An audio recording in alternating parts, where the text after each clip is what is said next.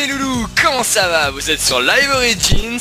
Je sais pas vous mais moi, nous ça va super. Toute l'équipe est là pour vous concocter une superbe émission. Donc c'est parti. À ma gauche mes amis, j'ai la Belgique. Le grand Belge. J'ai l'honneur de vous présenter Tekachien. Bonjour à tous. À ma droite, sortie in extremis du monde du porno, accueillez s'il vous plaît Keisu. Bonjour à tous. Hola. Et mes amis, en face de moi, nous avons un nouveau. Oh mais qui? Mais qui est-ce? J'ai l'honneur. Je vous demande de vous lever pour accueillir tous ensemble Daron. Salut. Donc, quelle voix sexy. Quelle voix très très sexy. Quel homme. Oh. Donc sur ce, nous allons commencer la 6ème émission de Live Origins. C'est parti.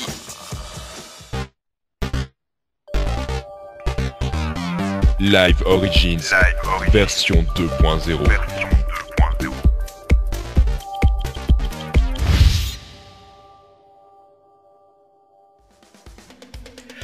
Et voilà, c'était notre beau jingle. On remercie encore une fois Kradoukman qui nous les a fait. Petit truc en plus, on tient tous à vous signaler qu'on enregistre dans des conditions assez difficiles. En tout cas chez moi, il y a un orage assez impressionnant, il y a la pluie et tous on a des petits problèmes internet. Donc voilà, si il y a des coupures, si la qualité est pas au top, on s'excuse par avance pour ça. Et donc sur ce, on va parler, on va demander à Mathis qui va nous faire sa... Ouais. Daron. Qui va nous faire sa rubrique sur Daron, les news. Mathis, on est entre nous. Ouais. Hein. Vas-y, Ouais. lâche-toi. Donc, Daron, on t'écoute pour la rubrique des news. Eh, quoi de neuf? C'est les nouveautés de Daron.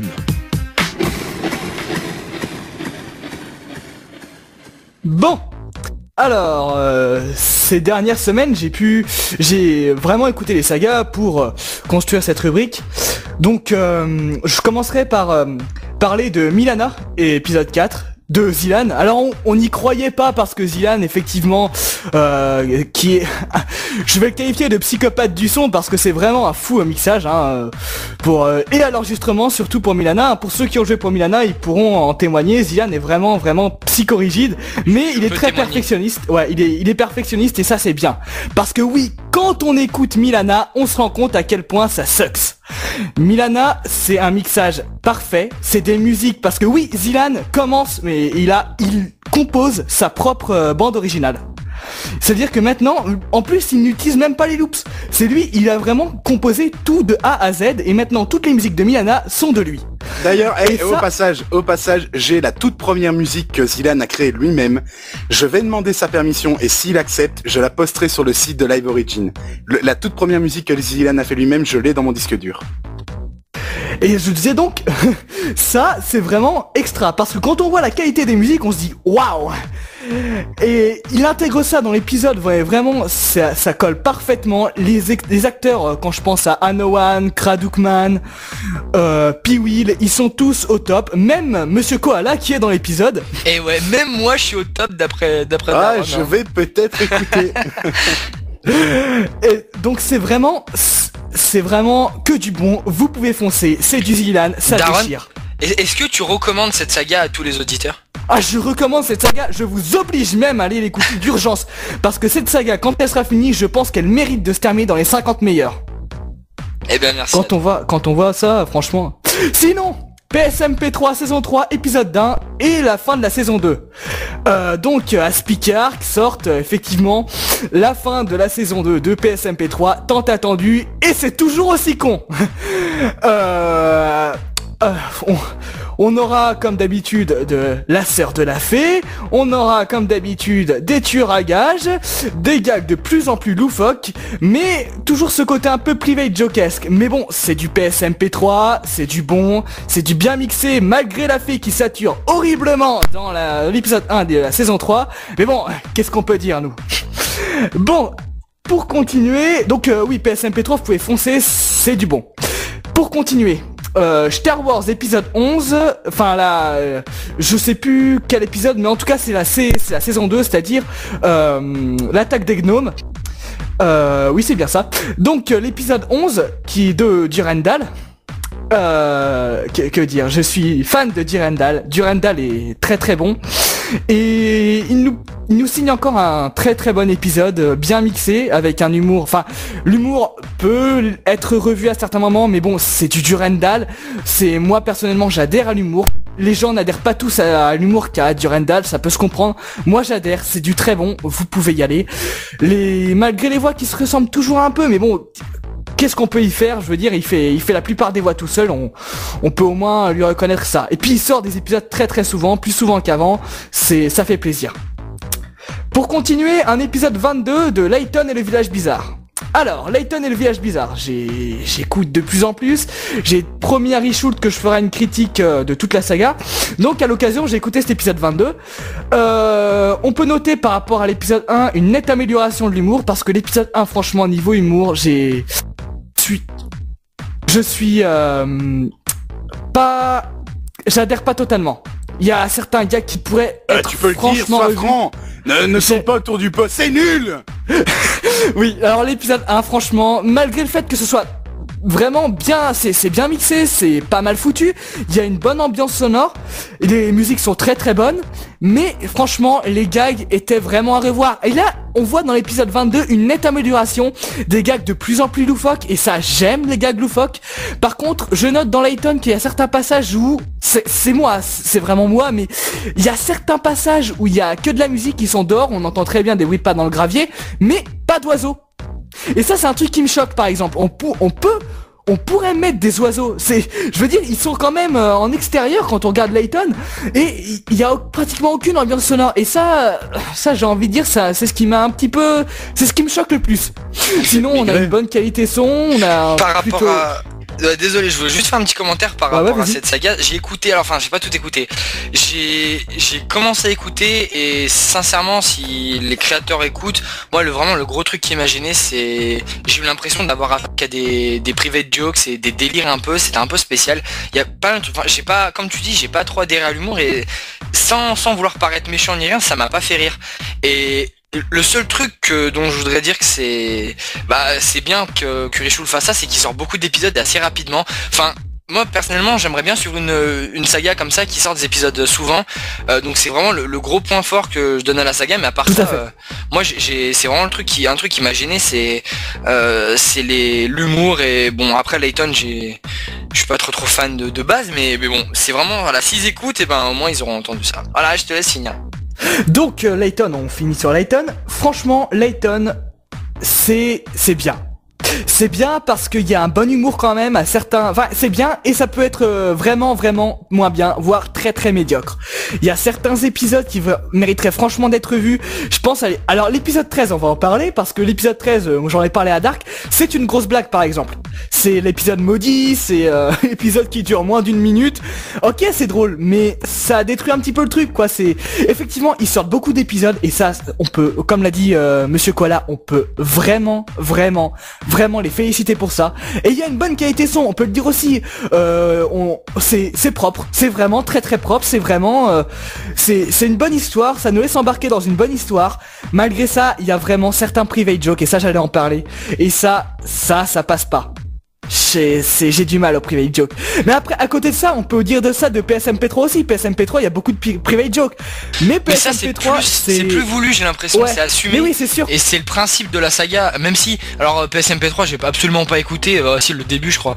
Mais à part ça, ça vient d'une grosse blague. Bon, j'en parlerai pas, mais la naissance de cette saga, c'est né d'une grosse blague. Et d'un côté, c'est un petit peu méchant, la manière dont c'est tourné. Mais bon, après, apparemment, le créateur est pas. Oui, la personne dont ça vient. Et... En tout cas, voilà, ça vient. C'est Zerk, ça l'a pas dérangé.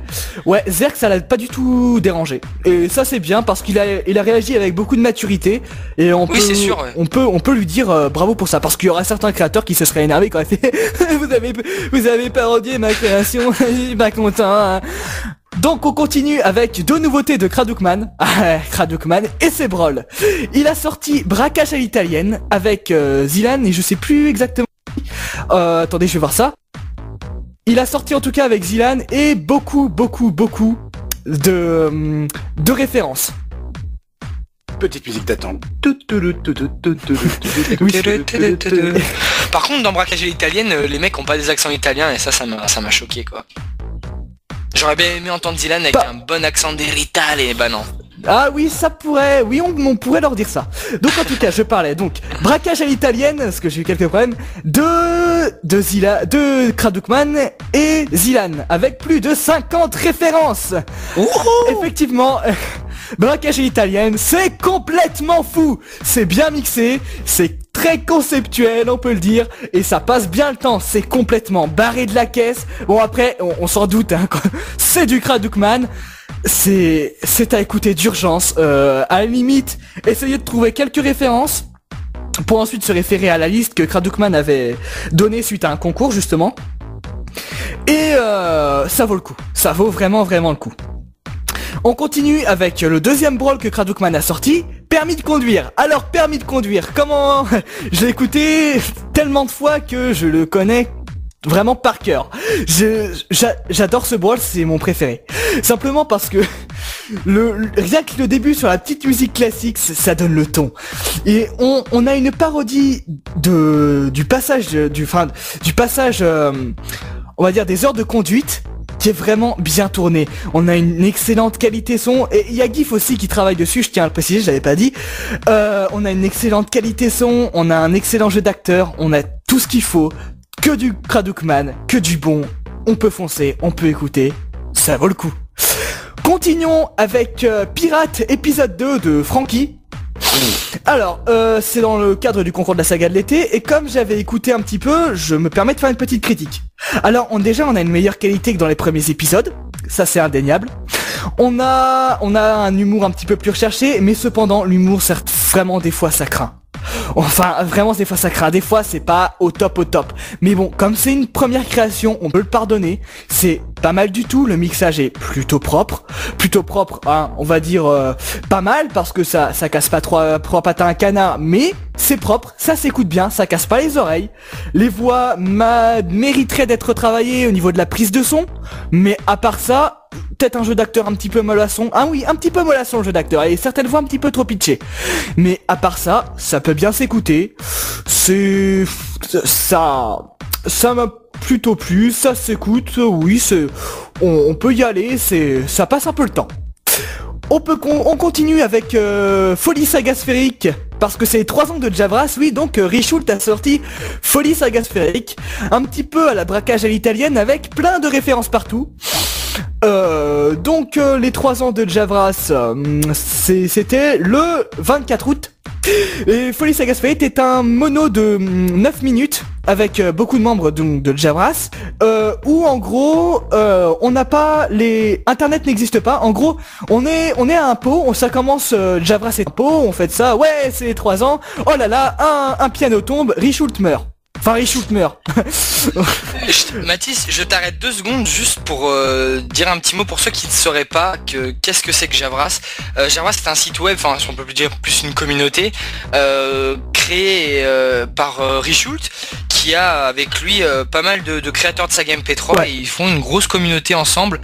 Ils ont un gros panel de sagas, et dont Layton font partie. Toutes les sagas de Richult en font partie, et toutes les sagas de tous les membres de Javras. Je sais pas exactement combien il y a à ce jour de membres, mais je pense que il me semble qu'il y a un bon nombre de membres. Voilà, donc c'est juste pour ceux qui ne sauraient pas, et voilà, je te laisse continuer. On vous mettra un lien Javras sur le site. Ouais. Donc, on continue avec, j'avais dit donc, Folie Saga Sphérique. Alors on se retrouve, alors Richult se prend vraiment un magnifique piano sur la tronche. Alors c'est complètement barré, il faut le savoir. Folie Saga Sphérique, ça m'a fait rire, vraiment. Malgré le nombre incalculable de références, ça m'a fait rire. Et ça, c'est rare que je me marre comme ça devant un mono, parce que c'est vraiment bourrin, c'est amené. Mais bon, c'est un petit peu le problème, c'est vraiment amené, c'est pas toujours bien caché. Mais bon, en tout cas, ce qui est sûr, c'est que c'est complètement barré de la caisse. On a Dark Sprite Angel qui malheureusement sature par moment, a pas toujours une... D'ailleurs, Dark Sprite Angel, je note ça, et c'est pareil pour Layton, qui est quand même Dark Sprite Angel, on peut le dire, et le co-créateur de Layton avec Richult. Et ben, il a toujours un bruit de fond assez caractéristique sur sa voix. Mais à part ça, il a un bon jeu d'acteur, il est fou. Il est fou, mais il s'est vraiment amélioré. Mais ça, je reviendrai après dessus. Donc, en tout cas, Folie Saga Sphérique. C'est un mono qui m'a bien fait rire. Pas toujours au top niveau qualité son, mais vraiment bien mixé, hein, on peut le dire. Le problème qu'on retrouve assez récurrent dans les sagas de Java, c'est qu'il y a beaucoup d'acteurs. Mais au moins ils prennent le pari de mettre beaucoup d'acteurs. Donc forcément il y a des différences de micro. Donc forcément ça entraîne quelques problèmes de qualité. À part ça, c'est plutôt propre, c'est fou. Ça reprend un petit peu Synapse de Flo avec le coup... un peu les sagas de Flo avec le coup de l'hôpital psychiatrique. Donc Internet n'existe pas, les sagas MP3 n'existent pas, et tout le mono se base sur un dialogue entre le psychologue et Richult qui n'arrête pas de faire des références genre mais vous connaissez pas Nullbuck, voilà. Donc vous pouvez y aller, ça passe le temps. On continue avec Brix, épisode 4 de Zilan. Alors Zilan, je vais pas revenir dessus, c'est excellent, c'est Brix. C'est un épisode transitif. Alors effectivement, Zilan, je lui parle très souvent, c'est un bon ami à moi, et il m'a expliqué ça même avant qu'il sorte. L'épisode normalement devait être en entier, que là il a été coupé en 2 parties. Donc normalement l'épisode 4 et l'épisode 5 devaient être juste l'épisode 4. Et donc tout ce qui est complètement barré dans l'épisode 5 se retrouve dans l'épisode 5. Et je peux vous dire que de ce que je sais, ça va donner. Pour ce qui est de cet épisode 4, il y a des gags. Quand il y a des gags, ça fait extrêmement rire. Brix, c'est complètement barré de la caisse. C'est complètement fou. On peut y aller, on se marre à l'écouter. C'est vraiment bien mixé. Et je pense particulièrement, je lance d'ailleurs un big up à Tekken Chien qui m'a fait extrêmement rire sur le coup du on va au McDrive. Donc, effectivement... À savoir dedans. Oh oui, tu joues dedans et tu as un flic qui fait oh non, tu fais chier. 2 minutes plus tard, on va à McDrive et là tu as fait un rire de flic. Tu as fait un rire de flic qui est tellement énorme, c'est vraiment c'est de toute façon tous les acteurs, même Zilan a un jeu d'acteur juste énorme pour le rôle de ses Lego et ça franchement, on peut l'applaudir. À savoir Brix, c'est une saga sur des Lego où les personnages interprètent des Lego oui, voilà. Et qu'il y a une attaque, bon je sais plus ce que c'est exactement. Je vais résumer parce que je connais bien Brix, j'ai tout écouté hein. En gros, Zilan est un fan de Lego, donc Zilan c'est lui le personnage de sa saga, c'est Zilan, est un fan de Lego. Il part faire ses études, il laisse ses Lego à l'abandon. Les parents de Zilan décident de les vendre. Ils les vendent à un vieux collectionneur, un gros baveux dégueulasse dans sa camionnette. Sauf que les Lego décident que ça ne se passera pas comme ça. Et donc, alors que le collectionneur part faire une pause pipi, les Lego prennent le contrôle de la camionnette et sont un petit peu responsables d'un carambolage sur l'autoroute, ce qui entraîne des poursuites avec la police. C'est complètement barré de la caisse, c'est une saga d'action. On ne s'ennuie pas une seule seconde durant la totalité des épisodes. Franchement c'est vraiment ça excellente qualité, c'est vraiment bien mixé, je dirais jamais assez. Et on peut aussi noter le fait que dans cet épisode 4 on commence à savoir plusieurs trucs sur les collectionneurs ils n'ont pas dit leur dernier mot, ça se sent. Et on attend la suite. Pour continuer, on a que je regarde un petit peu les archives perdues de Fallout épisode 0 par Artekion. Donc Artekion sort une saga sur Fallout. Alors attention, Fallout, c'est pour ceux qui... Fallout, yeah, oui, yes. American. Yeah. C'est un jeu vidéo par les créateurs par Bethesda, je crois que c'est Bethesda, oui. Non, Bethesda, ils ont juste fait le 3, Fallout 3, le Fallout 1 et 2, c'est un vieux jeu en 2D d'un petit peu style de gestion.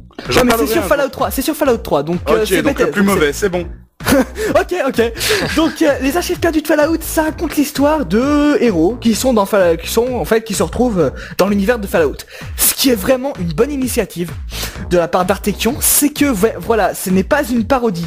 Ça reprend l'univers et on prend plaisir, moi qui ai joué à Fallout 3, à retrouver l'univers de Fallout. Malheureusement, je note un truc qui m'a vraiment dérangé, c'est que pour moi, ils ne reprennent pas assez les musiques du jeu. Ça mériterait d'être plus repris que ça. Malgré ça, on a des prises de son vraiment différentes. Du fait qu'il y a beaucoup d'acteurs, on a des prises de son différentes, un mixage parfois approximatif, mais on peut pas en vouloir à Artekion, hein, c'est une de ses premières sagas. Voilà. Qu'est-ce qui se passe, Daron? Un petit cancer? Un petit ro, ouais. Un petit cancer? Ouais. Qu'est-ce qui se passe? Oui, ouais, wait and see, on va voir ce que ça donne. Pour l'instant, c'est pas mauvais, mais ça casse pas à 3 pattes un canard. Bon, on va voir. Donc pour finir, deux trois news qui me tiennent à cœur. On va parler de XLE de Orin, l'épisode 6, qui sort son épisode 6. Alors ça XLE, avance hein. Ah oui, ça avance, hein. Orin qui disait oh là là, j'aimerais bien que ça sorte, et ben voilà, c'est sorti et ça fait plaisir. XLE, c'est une saga policière qui se passe dans dans des endroits vraiment sombres. Et déjà, ce qui me plaît, c'est la musique, un peu à la limite country de cet épisode. On a une ambiance vraiment posée, oppressante, de la bonne qualité, ça vaut le coup. C'est du Orin. De toute façon, quand c'est signé Orin, vous pouvez y foncer. Alors maintenant, pour finir, je vais parler de la future saga de l'été de Mr. Fox et Alex Magnus. En fait, ils ont sorti une saga de l'été, effectivement, si on peut appeler ça. En fait, c'est plus un abandon. On va dire que vous allez écouter ça, hein, ça dure 2 minutes, ensuite il y a 19 minutes de blanc pour dire à la fin, on abandonne. Alors, j'adhère pas du tout à l'idée, parce que surtout que moi j'attends Mr. Fox ne sort rien en ce moment. Moi j'attends vraiment, sachant que je suis fan de ce qu'il fait. Donc j'adhère pas vraiment à l'idée, mais bon, c'est une façon comme une autre et assez originale d'annoncer, on peut le dire, hein, la fin de sa saga. Et ça on peut pas lui retirer. C'est original. Sinon, pour les petites news, juste au passage comme ça, vite fait, il y a la Cage aux Gobelins épisode 2 de l'ami Caligo qui est sorti. Alors bonne qualité, bonne trame, on se marre bien, voilà. Je vais pas aller plus loin. On a... Oui, là je vais assez vite parce que j'ai plusieurs trucs à dire. On a Kingdom Path épisode 31 où je joue dans un rire maléfique, mais ça s'entend presque pas. Je fais ma pub. Oui monsieur. Donc Kingdom Path, c'est une saga parodiant Kingdom Hearts de Eastune, vraiment excellente, hein, il faut l'écouter. Ça vaut le coup. Les auditeurs les plus fidèles reconnaîtront Eastune, notre invité de l'émission numéro 3. Voilà, c'était comme ça au passage. Sinon, alors, je vais parler d'une de mes créations qui est sortie. J'allais en parler. Ouais, l'épisode 10, je sais ça. L'épisode 10 de La Pauvre, la Belle et le Snob de Shared Life. Alors pour ceux qui connaissent pas... J'allais pas parler de ça, c'est bon, vas-y continue, excuse-moi. Bah tu t'en parleras après alors. Alors Okay. La Pauvre, la Belle et le Snob de l'épisode 10 de Shared Life. Shared Life, ceux qui ne connaissent pas, c'est David Pelfield et Jérôme Lanois, qui sont deux colocataires vraiment en tout point différents, et qui décident, et qui sont malheureusement, heureusement pour nous, contraints de vivre ensemble. Alors pour faire vite fait les personnalités, David Pelfield, c'est un snob, cucu, qui est originaire et qui se la pète parce qu'il est originaire il est british en fait. Et donc il est snob, horriblement cucu, il ne connaît pratiquement rien à la vie, mais pas tant que ça. On voit ça au fil des épisodes, mais je vais pas en plus en parler. Et Jérôme Lanois, c'est un artiste de rue qui, franchement, il est vraiment à la zub, comme dirait l'autre. On peut pas dire. Il a vécu à la rue, il doit se taper toujours les sarcasmes de David. Donc dans l'épisode précédent, on avait vu l'arrivée de Pauline, la fiancée de David. Et donc là, ils essaient de trouver une petite amie à Jérôme qui est malheureusement toujours célibataire. Donc c'est oh le pauvre. Donc c'est comme ça. Le pauvre. Dis-le pas trop fort. Donc c'est juste des petits sketchs comme ça pour l'instant, avant qu'on mette en place peut-être une future trame qui amènera peut-être à une fin, mais c'est pas pour tout de suite. Pour l'instant, vous pouvez prendre cet épisode à part comme vous pouvez prendre n'importe quel épisode, parce que c'est comme ça, on peut prendre Shared Life à partir de n'importe quel épisode, on comprend. C'est marrant, il parle plus longtemps de sa propre saga que c'est de l'autre. Ouais, mais attendez 2 secondes, là c'était ça que j'avais à dire, parce que qu'est-ce que t'avais à dire au fait, Coco? Moi, alors, d'abord je vais te remercier pour cette bonne demi-heure, hein. Non, c'est bien. Merci à toi pour les news. Et moi je voulais parler, d'une news aussi, ça s'appelle Dead World, de Daron et Kaito. Alors non, sincèrement, je vous encourage à écouter ça, c'est une saga MP3 sur les zombies. Non, sincèrement, c'est bien mixé, c'est une bonne ambiance. Je vous conseille d'écouter, je vous propose de vous faire votre propre avis là-dessus. Moi j'ai plutôt aimé, mais voilà, j'invite tout le monde à écouter ça. C'est disponible sur ton site, non? Ouais, d'ailleurs je vais faire un nouveau site bientôt. Il est déjà beau le nouveau, hein. Ouais, il est déjà beau. Et donc merci. Voilà, c'est disponible, vous pouvez y aller, vous pouvez foncer.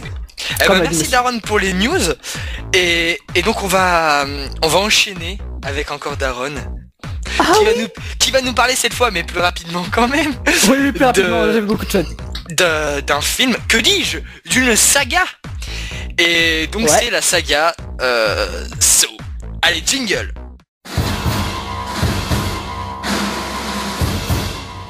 Le film de Daron.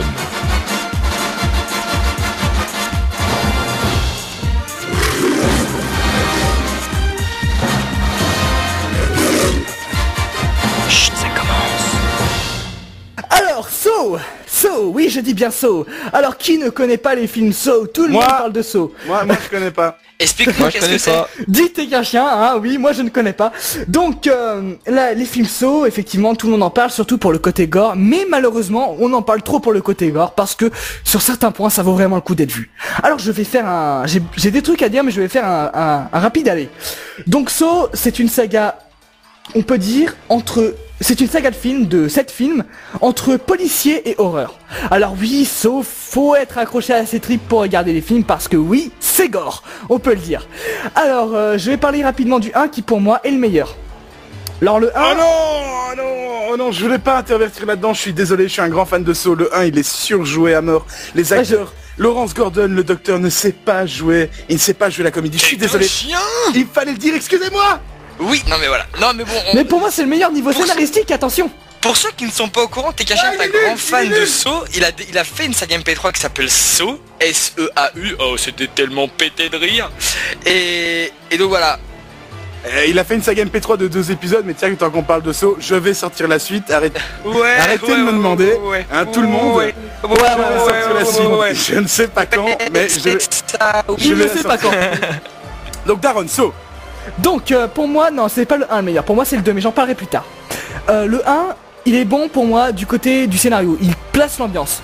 En fait le 1 est plus policier qu'autre chose. Par contre il a réussi à faire quelque chose que font pas les autres, je trouve, c'est de faire peur. Moi il m'a vraiment, le 1 j'ai eu plus de sursaut en regardant le 1 qu'en regardant les suivants. Alors le problème c'est que tout ce qu'ont retenu les gens du 1, j'ai l'impression, c'est qu'à la fin le docteur se coupe une jambe. Et Oh le spoiler. ah le spoiler. Mais bon, ça tout le monde le sait, tout le monde en parle. Donc ça place l'ambiance, alors sans l'histoire. Oh comment il m'a remballé. Oh je suis en train de pleurer là. Oh non, c'était tellement horrible. Oh toute ma carrière elle est foutue en l'air quoi, par une seule phrase. Oh j'ai envie de me pendre. Là moi je dis monsieur Daron. Alors je continue. Alors pour moi, ce premier épisode de Saw place l'ambiance. Alors je vais faire un vite synopsis de l'histoire. Un tueur au puzzle, appelé Jigsaw par la police, attrape des victimes, on va le dire, et les met dans des pièges plus sordides les uns que les autres, mais des pièges avec toujours une possibilité de s'en sortir, mais toujours en contrepartie, il faut que ces victimes versent du sang, leur sang. Et donc ça met des pièges, c'est du torture, c'est un torture film on va dire, car oui, on connaît bien le principe de Saw, hein, c'est de la chic et du sang surtout vers la suite. Mais pas que ça, j'expliquerai après. Donc cet épisode 1 place bien l'ambiance, il fait sursauter et il finit sur un beau switch final qui m'a vraiment marqué et qui m'a mis, moi quand j'ai vu le final là je me suis dit qu'est-ce que je fais, je regarde le 2. Et pour ça c'est réussi. Donc le 2 pour moi mon préféré. Je vais juste faire un rapide le 2, je vais juste dire qu'on connaît plus le tueur, c'est-à-dire John Kramer, qui est cancéreux. John Kramer. Yeah, John Kramer, qui est un cancéreux et qui a le cancer et qui c'est un cancéreux, généralement il a pas une bronchite. Mais je ne dis rien. Non, tu ne dis rien. Donc on en apprend plus sur ce personnage, et ce que je trouve énorme et ce que je compte vraiment le dire, c'est que Saw a fait un travail énorme sur ce personnage-là. Parce que je sais pas pour vous, mais ce personnage, malgré le fait qu'il soit quand même fou, on arrive à l'apprécier et on arrive à être rassuré quand il est là. Alors je sais pas ce qu'on a pensé t'es qu'un chien, hein, mais on il arrive... est pas fou. Oh pas loin quand même, il est quand même un petit peu... Il est un peu moi je dirais que il est peut-être psychopathe mais il est pas fou. Hein. Il est pas fou, il est idéaliste et le gars... Il est idéaliste, oui, il est idéaliste. Il est fermé sur ses idées mais pas fou. mais il arrive à attirer la sympathie du spectateur, et c'est ça que je trouve Je sais énorme. pas, honnêtement, je l'aurais devant moi, j'essaye quand même de me barrer. Mais c'est un choix. Non, mais je sais pas, il a l'air. Ouais, je comprends ce que veut dire Daron. Il a l'air. Comme ça, il a l'air gentil. On n'a pas, contrairement à je vais pas dire le nom, mais il y a un autre personnage par la suite qui, moi, m'attire du dégoût.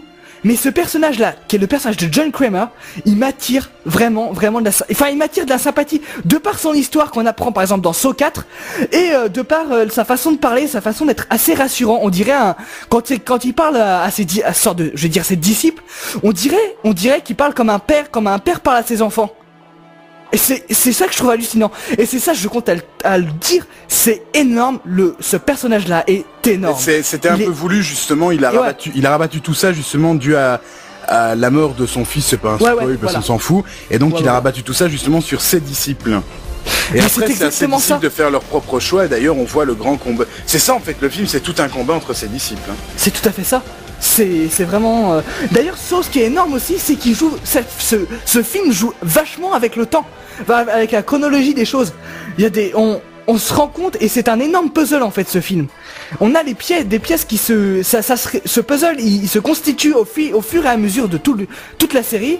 Et c'est ça qui est énorme, on comprend des choses qu'on ne comprenait pas au début, et qu'on se disait non, parce qu'on se demande, est-ce que c'est une erreur, est-ce qu'ils ont oublié de passer dessus? Non, tout est pensé. Tout est pensé. Et tout se résout au fur et à mesure qu'on regarde le film. C'est vrai que pour ma part, moi je le dis personnellement, j'ai dû regarder certains épisodes de Saw plusieurs fois pour comprendre tout. Ouais, pareil. Vraiment, ça vaut le coup d'être vu pour ça. Malheureusement, Saw, ça a quelques problèmes. Et ça, je le cacherai pas. Saw, effectivement, le plaisir aussi, c'est les scènes un peu torture, hein, on a tous un côté comme ça, on aime bien voir quel piège, qui va être enfermé dans quel piège, voilà. Et le problème, c'est qu'on sent qu'ils ont un quota de sang à régler pour chaque film. Je parle par exemple de la seule scène qui m'a vraiment fait serrer les dents dans Saw. Je parle de la scène cette scène, alors qui est très importante dans l'histoire, mais qui est un peu abusée, c'est la scène de l'autopsie au début du 4. Alors ça m'a fait grincer les dents parce que c'est long et on voit bien le corps se faire ouvrir, ça va pas par 4 chemins. Ouais, donc ils ont leur public, mais ils ont leur public, ils sont obligés, s'ils font pas ça, imagine je sais pas, Saw 8 ou Saw 9, il y a pas une goutte de sang. Je pense qu'il y a beaucoup de fans qui vont crier au scandale. Ah non mais c'est clair hein. Mais donc je parle de cette scène là qui est quand il trouve le fameux enregistrement dans le corps. Là on se dit waouh, c'est bien pensé quoi. Il y a des trucs c'est vachement bien pensé. Mais il y a des trucs, je trouve que le scénario part un peu en couille et ils abusent un petit peu. Je veux dire, il y a quand même des trucs, c'est tordu quoi. C'est comme la fin. Ouais, comme la fin. Parce que je sais n'empêche la fin et ça m'a surpris. C'est complètement tordu. Mais bon, ça vaut le coup d'être vu parce que c'est une excellente enquête policière. C'est un excellente ambiance, c'est un puzzle qui se résout au bout de chaque film, c'est une série de films qui vont vous tenir en haleine, malgré le fait que c'est gore, oui, on prend aussi le plaisir pour le gore, hein, c'est un film d'horreur. Donc voilà. Et donc je tiens à dire, moi je suis un grand fan de cette série. J'ai beaucoup apprécié, surtout le 2. Le 2, j'ai beaucoup aimé les gens, les survivants dans la maison et tout. Donc bref, j'ai beaucoup aimé. J'ai beaucoup aimé le 2 aussi. Ouais. Malgré le fait que il y a des trucs qu'on se demande quand même. Il y a des trucs, ça aurait valu le coup d'être plus revu. Mais bon, on peut aussi tenir en compte le fait qu'ils les ont tous sortis à 1 an d'intervalle. Et quand on voit la qualité de film, et surtout, je tiens aussi à dire, parce que j'ai oublié, la réalisation de Darren Lynn Bousman, qui lui a une réalisation Bousman, oui, tout à fait époustouflante, qui est une réalisation entre le clip et le film. Et ça vaut le coup d'être vu, parce que c'est vraiment oppressant comme réalisation de film. Bref, je finis sur ça. Saw, ça vaut le coup d'être vu. Ce n'est pas seulement un film de torture, c'est aussi un film de torture, mais ce n'est pas seulement, c'est aussi une excellente enquête policière, un très bon scénario, et voilà, ça vaut le coup. Donc voilà. Encore une série que tu recommandes, enfin une saga que tu recommandes à quel public tu recommanderais ça? Je recommande au public un peu averti quand même, parce que y a de la chic et du sang dans Saw, on peut le dire. Et c'est compliqué. Je recommande aussi de ne pas regarder cette saga en étant à moitié endormi, parce qu'on ne comprendra pas le scénario. Et si on ne comprend pas le scénario, c'est 90% du film quand même qu'on rate. Pour moi. D'accord. J'aurais un petit truc à rajouter là-dessus, puisque c'est une critique de Saw quelque part. Moi, je vous invite à les regarder tous parce que c'est vrai, comme dit Daron, on va regarder le premier, puis le 6e qui va revenir chercher des éléments dans le 3e, le 3e qui parle déjà du 5e, et ainsi de suite. Mais je trouve assez dommage, plus le temps passe et plus ça devient moins réaliste, moins plausible. Ouais. Au début, je suis d'accord, les inventions sont un peu bancales, tout ça, c'est Jigsaw qui les fait lui-même, puisque dans le film, il est ingénieur, mais dans Saw 8, on aura le gars, il aura construit une fusée pour que l'autre gars, il meure sur la lune. Faut pas déconner, Ah non, quoi. ah oui, alors là je suis d'accord avec Tekken Chien. C'est quand même un truc, je vais rebondir par rapport à Cube, juste ça. Cube par exemple, on a un complexe, je sais pas si certains d'entre vous dans l'équipe ont regardé Cube, mais Cube on a C'est moi par qui exemple l'ai un truc vu, c'est moi qui te l'ai conseillé. beaucoup plus plausible, qui est quand même l'idée du complexe militaire. Qui est beaucoup plus plausible, parce que quand même un complexe militaire, on se doute bien qu'ils peuvent faire des pièges, qu'ils ont les moyens, mais là on a quand même une bande de malfrats qui font ça dans des endroits quand même assez chelous, on peut le dire, mais personne ne les chope, et c'est ça un petit peu le problème de Saw. Il y a quelques scènes un petit, c'est pas toujours crédible par rapport à ça. Moi, une scène franchement qui m'a profondément choqué, déjà je le dis, le 7e, regardez-le, faites-vous votre propre avis, peut-être venez me trouver si, moi j'ai peut-être pas tout compris, hein. Si vous avez trouvé quelque chose de supplémentaire, venez me le dire. Mais moi je ne l'ai pas du tout aimé, déjà de par son non-réalisme, il y a une scène, c'est pas un spoil, hein, il y a une scène où les flics rentrent dans le bureau du tueur, je ne dis pas son nom, et quand ils rentrent dedans, il y a une tourelle comme dans Team Fortress 2 qui sort la tête et qui commence à canarder comme ça. D'où le gars a pu construire cette putain de tourelle. Je veux bien que Jigsaw c'était un ingénieur, mais il est mort. Comment le nouveau il a pu construire une putain de tourelle qui repère les ennemis quand ils rentrent et qui canarde de gauche à droite en tuant bien chaque personne dans la pièce. Ça c'est pas plausible du tout. Et oui. Je tiens à dire Tekken Chien, par rapport au premier jeu de Saw 7 que j'ai vu quand même, et je trouve ça complètement hallucinant parce qu'on a quand même des gens qui sont attachés en public. Et c'est forcément au moment où ils se réveillent que tout le monde s'intéresse à eux, hein, avec des siens. Et ça je trouve ça pas du tout plausible. Ben oui, non. Et aussi la fin de Saw, moi je m'attendais à quelque chose de totalement différent, je le dis. Ça ne m'a pas plu, du tout. Appel à une suite. C'est une pompe à pognon, c'est devenu une pompe à pognon. Il y aura un Saw 8, un Saw 9, un Saw 10, et c'est dommage. Et dernier truc que j'avais envie de dire, c'est que Saw à la base ce n'est pas un film, c'est un livre. C'est un vieux livre sorti il y a longtemps. Les films se sont inspirés du livre pour faire toute l'histoire. Il y en a 9, je pense, 9 livres que je ne connais pas. J'ai beau chercher partout, dans toutes les bibliothèques, partout, je n'ai jamais réussi à trouver ces livres. Ça ne s'appelle pas Saw, ça s'appelle autrement. Et si quelqu'un parmi nos auditeurs, parmi des amis, parmi la famille connaît le titre de ces livres, je vous en prie, donnez-moi les titres et vous gagnerez un t-shirt Live Origins au format JPEG. Je tiens quand même à ajouter quelque chose parce que personne ne le sait ça, mais moi j'ai trouvé ça, je sais pas si tu le sais avec un chien, mais ça s'inspire aussi d'un court-métrage français qui s'appelle Pac-Man. Du tout, je ne savais pas. Eh ben regardez-le, parce que c'est un très bon court-métrage. Et ben on le mettra en lien dans le site. C'est un très bon court-métrage où c'est français en plus, oui. Ça date de quand au moins? Ah, ça date de 1999 je crois. Ouais, voilà, 1999-2000. Et ils sont, je crois, il y a certains, on sait pas trop s'ils sont inspirés ou non, mais il y a des ressemblances. Le mec se retrouve enchaîné et il y a une télé qui s'allume. Mais c'est tout à fait différent car il y a un dialogue entre le tueur et on va dire la victime. Mais bon, voilà. Et c'est moi qui a fait cette découverte et je suis très content parce que c'est une bonne découverte. Ceci dit, c'est quand même des bons films, on peut le dire. Mais sur certains points bancal. Eh ben merci beaucoup Daron pour cette critique de Saw. Voilà, donc on vous encourage on vous oblige à regarder les Saw et essayer de passer, de ne pas voir que le côté gore et violence, parce que comme ils en parlent et je peux confirmer, il y a vraiment une enquête derrière et c'est vraiment vraiment une histoire sympa à suivre, et le mieux ce serait d'y faire tout ça à la suite, mais ça fait un peu long, hein. Bon voilà. Merci encore. Et maintenant on va passer à la critique Saga MP3 réalisée par moi-même. Attends. Oui. Est-ce que je peux t'annoncer? Tu vas pas t'annoncer toi? Ah ouais. Bah oui c'est vrai. Allez, annonce-moi. Ladies and gentlemen, welcome to Live at 2.2. Now the critic MP3 for Mr. Koala. Monsieur Koala, tu vas nous parler d'une saga MP3. Oui. De quelle saga vas-tu nous parler? De Deathpen. Mesdames et messieurs, voici en exclusivité sur Live Origins 2.0. Ta gueule. Oh les gars. Oh, je parle. En exclusivité sur Live Origins. La critique de Monsieur Koala. La critique MP3 de Koala.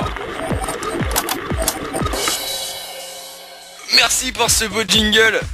Alors oui, donc ma critique de l'émission, la saga MP3 Deathpen de Mace. Donc la saga a été créée le 3 mai 2008. À ce jour, la saga n'est pas terminée et comporte 9 épisodes. Juste un petit truc, quand j'ai rédigé cette critique, l'épisode 9 n'était pas encore sorti, donc j'en parle pas dans... Enfin, ma critique ne fait pas compte du 9e épisode. Donc ce dernier épisode étant sorti le 16 janvier, donc le 8 était sorti le 16 janvier 2011 et le 9 récemment, il y a peut-être 2 mois, je crois, j'ai pas la date exacte. Donc la saga est toujours en activité ainsi que son créateur. Quand j'avais écrit donc avec les 8 épisodes, la durée totale est de 1h17 minutes. La saga est sous licence Creative Commons et c'est une parodie du manga Death Note de Detsunoto. Donc pour ceux qui dormaient au fond de la classe, Death Note, qu'est-ce que c'est? Donc Death Note, c'est un manga à succès qui raconte l'histoire de Light Yagami, étudiant surdoué qui ramasse par hasard un cahier, le Death Note, cahier qui donne le pouvoir de tuer la personne dont le nom est inscrit dedans. Son rêve est de tuer tous les criminels. Il se fait poursuivre par un inspecteur privé du pseudonyme de L la lettre.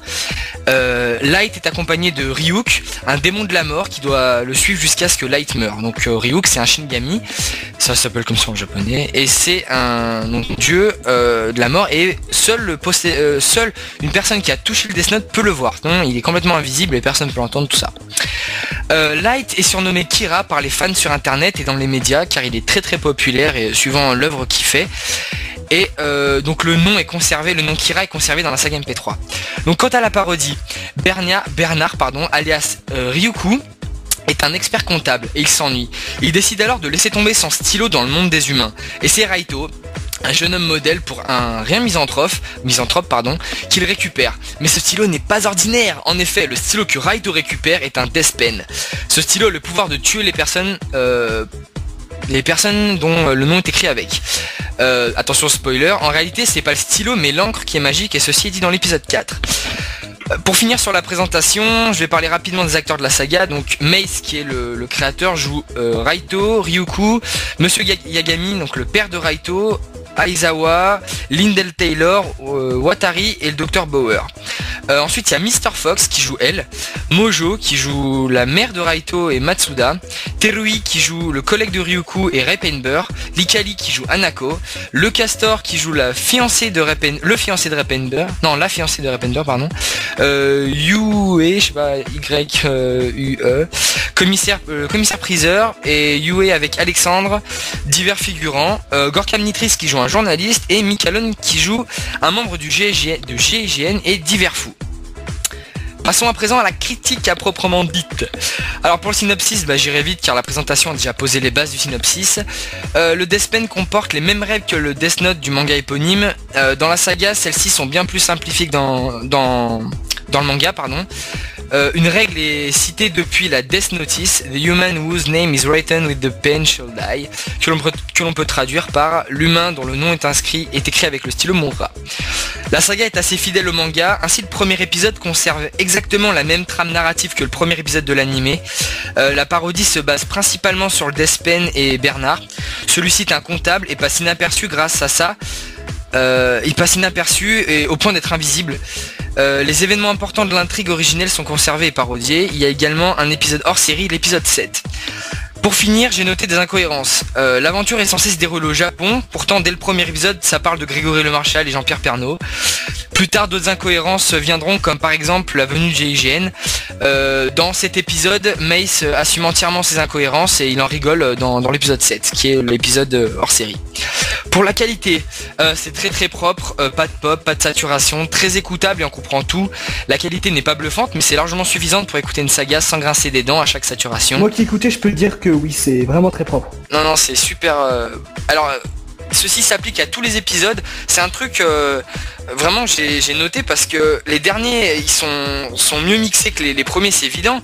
Mais la qualité globale bouge pas tellement. Il n'y a pas un fossé entre le premier et le dernier épisode. Et ça c'est bien. C'est vraiment bien. Ça montre que Mace dès le début il s'est bougé le cul et il s'est forcé à faire des épisodes bien mixés. Et à la fin c'est un peu mieux, mais c'est pas dérangeant, c'est pas choquant. De plus, la qualité des micros est globalement homogène, même si celui de Mace est de moins de qualité par rapport à celui de Mr. Fox ou Terry par exemple. Mais c'est pas gênant, je tenais juste à faire la remarque. Pour la gestion des bruitages et des musiques, les bruitages sont nombreux, les ambiances complètes, les musiques sont celles de l'animé, sont bien utilisées, très bon point, rien à redire. Moi sincèrement quand j'écoutais les épisodes, il y a des épisodes qui se passent dans le métro, comme dans le manga et l'animé, et l'ambiance est vraiment bien restituée et c'est vraiment sympa à écouter, on s'ennuie pas, les musiques sont bien gérées dans les moments de stress, il y a les musiques qu'il faut, donc c'est bien, on est bien emporté dans la saga. Et enfin on va parler de l'humour, donc il est assez varié, il plaira à tout le monde, des blagues drôles à très drôles, certaines sont plus implicites que d'autres. L'une de mes préférées est lors de l'épisode 1 où Jean-Pierre Pernaut dit avant de mourir tué par Raito, j'aurais aimé dire une chose que j'ai toujours voulu dire de mon vivant, et pouf il crève comme un con. Cette réplique je la réutilise IRL comme on dit.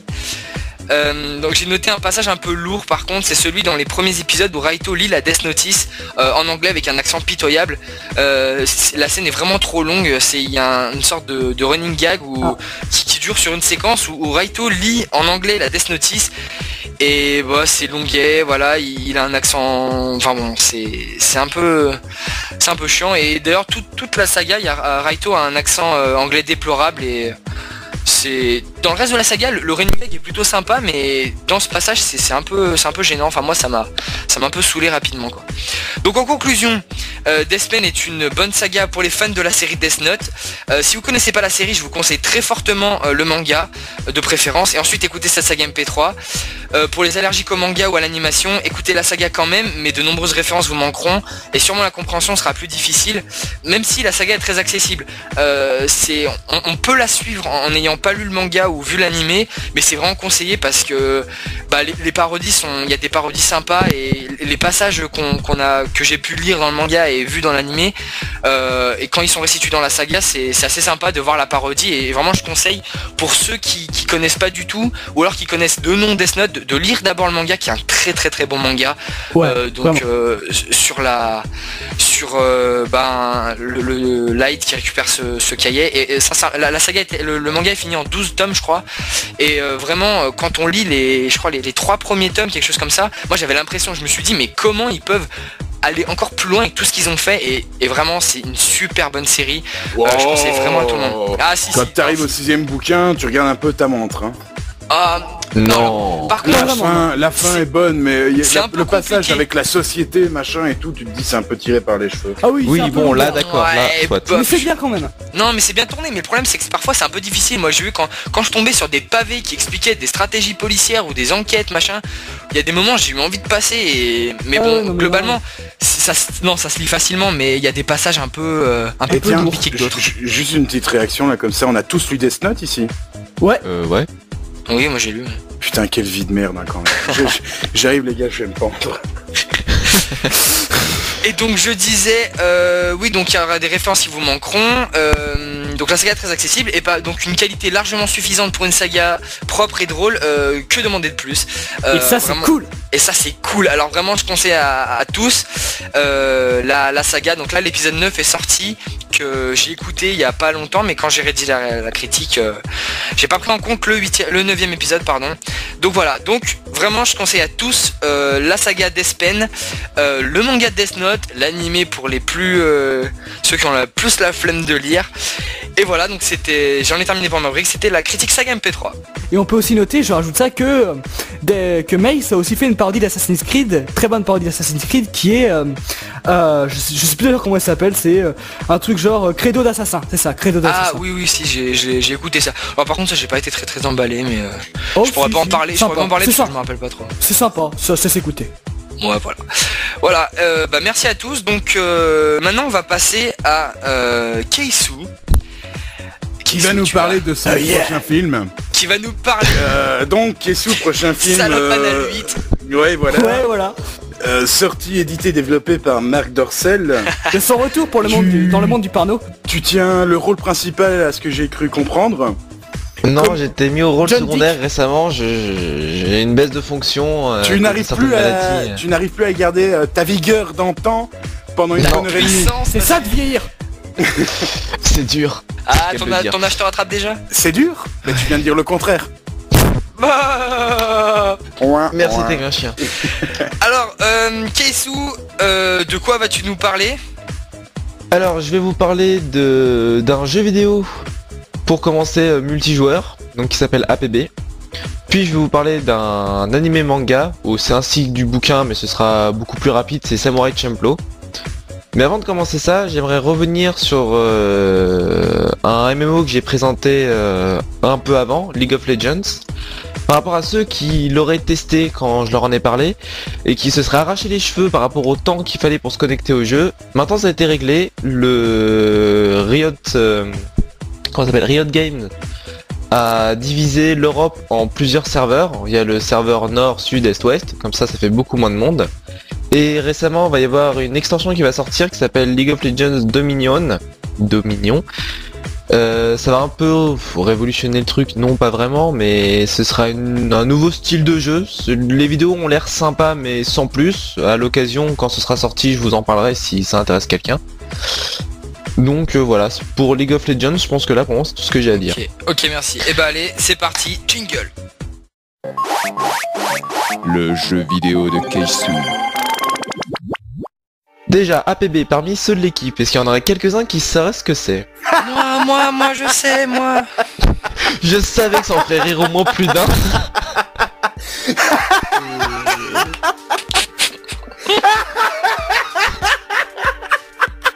Pardon. Tu disais.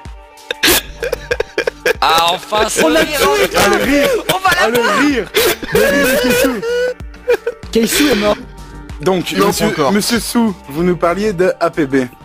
Ouais, et pas admission post-bac, hein. Mais c'est bon. Oh, très drôle. Oh, la vanne. Oh, putain. Non mais J'ai c'est là, on failli l'a avoir dit mes plus d'une règles. fois quand Eh. même. Et on est bien là, hein. Donc si je vous parle de All Point Bulletin, bon, mon accent anglais est vraiment à chier, j'en suis navré.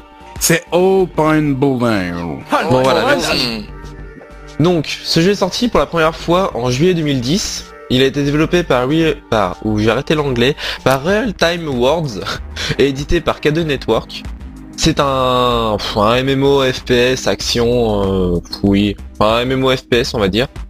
Malheureusement, ce jeu a fermé à cause de gros problèmes de stabilité parce que ça devenait complètement injouable. Malheureusement. Heureusement, Oui. ce jeu a fermé. D'ailleurs, pour ceux qui veulent voir un peu, il y a pas mal de vidéos sur YouTube qui tournent avec des beaux bugs de APB. Attends, c'est sympa. C'est la suite de ma rubrique, j'ai pas fini. Mais il a réouvert. Heureusement dans un sens, parce que sinon je pourrais pas faire ma rubrique. Il y a de ça de quoi, ça doit faire 6 mois maintenant qu'il est ressorti sous une bêta ouverte. Il est toujours sous bêta ouverte d'ailleurs, grâce à Game First. Dans les grandes lignes, je vais vous dire que c'est un GTA-like, en gros. Donc le jeu est assez simple en soi, on choisit 2 factions on va dire, soit les criminels, soit les flics, et on est balancé après dans une ville qui s'appelle San Paro. Cette ville est divisée en 3 quartiers, donc en fait pour résumer un peu, on crée son perso, donc flic ou un autre, on arrive sur une sorte de menu, on choisit son quartier. Chaque quartier est divisé en plusieurs instances de 100 personnes maximum, donc 50 flics, 50 criminels. Il y a 3 quartiers différents, dont 2 grands en particulier. Il y a le social, c'est là où vous allez customiser votre personnage ainsi que votre véhicule, parce que vous pouvez avoir un véhicule dedans. Et il y a le financial et le waterfront. Ces deux-là, c'est là où vous allez faire vos quêtes, et c'est les zones de PVP en fait, c'est des énormes maps PVP. Donc c'est... Sur le papier, je trouve déjà que ça, sur le principe, je trouve ça super sympa. Pour financer le Waterfront, donc je vais vraiment aller dedans. Le principe, pour lancer les quêtes, vous allez voir une personne, comment ça s'appelle les mecs, j'ai un problème de mots. Vous allez voir un Jean, on va l'appeler comme ça. Un Jean important. Vous lui prêtez serment.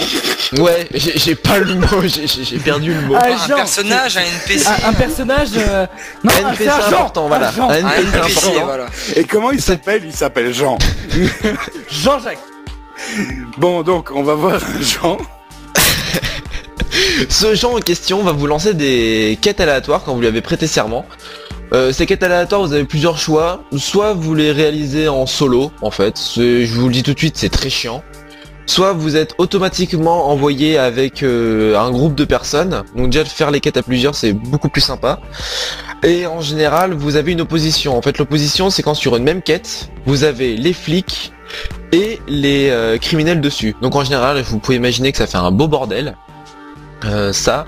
Et en plus, ce qui est bien, c'est que dans toutes les rues, c'est toujours la merde. Il y a en général, je crois que c'est 100 quêtes qui sont lancées aléatoirement en continu. Donc ça bouge tout le temps. Enfin, ça c'est sur le papier, ça bouge tout le temps. Donc oui, donc c'est là que le jeu compris devient la vanne. J'ai compris oui, la vanne. voilà. Donc c'est moi, là j'ai que le pas jeu devient compris, vraiment très très intéressant. Le combat Ça entre les bug. criminels et les flics, c'est un truc genre indien et cowboy, c'est vraiment le truc, on fait ça depuis qu'on est tout petit. Mais bon, à la fin de chaque quête, on gagne de l'argent et un peu de prestige par rapport à la personne à qui on a prêté serment. Et avec ce prestige, on peut aller jusqu'à un prestige de... c'est pas le prestige le mot, je me suis planté. Bon bref, on va dire que c'est prestige. C'est un prestige de 5 par contact. Et à partir du moment où on atteint le niveau 5, on a des armes encore meilleures. Et après au niveau 10, c'est des armes encore mieux. Je te sens en mode bon français aujourd'hui, Kessou. Ouais, je galère à mort. T'as pas de mal à correctement. parler, c'est nickel. Ah si, c'est monstrueux. Bon, au-delà de ça, quand vous avez débloqué vos armes et vos voitures, vous êtes content, vous n'avez plus qu'à les payer, c'est tranquille. Pendant que vous êtes en attente de mission, parce que bien sûr les missions ne tombent pas tout le temps, personne peut vous tuer. Ça, au moins vous pouvez vous balader en ville tranquillement en attendant, vous balader. Personne Personne peut vous tuer une. Ouais, faire du shopping, non, tu peux pas parce que le shopping tu le fais en fait là où tu vas avoir tes contacts. Tu leur Chez parles, Jean. t'as le petit onglet C'est voilà, chez Jean. les gens. Ouais, chez Jean. Le petit onglet, tu payes les Tout trucs. à fait. Par contre, le seul moment où tu peux mourir, même quand t'es hors mission, c'est les mecs qui sont dans ton groupe. Il y a le tir allié, ce qui est bien ou mauvais quand t'es dans une fusillade meurtrière où t'as tout le monde qui tire dans tous les sens, où ça lance des grenades, des lance-roquettes. Ça peut être très très dangereux, surtout quand tu fais le point avec tes voitures. C'est que tu peux mourir et avec ça tu peux perdre donc du prestige.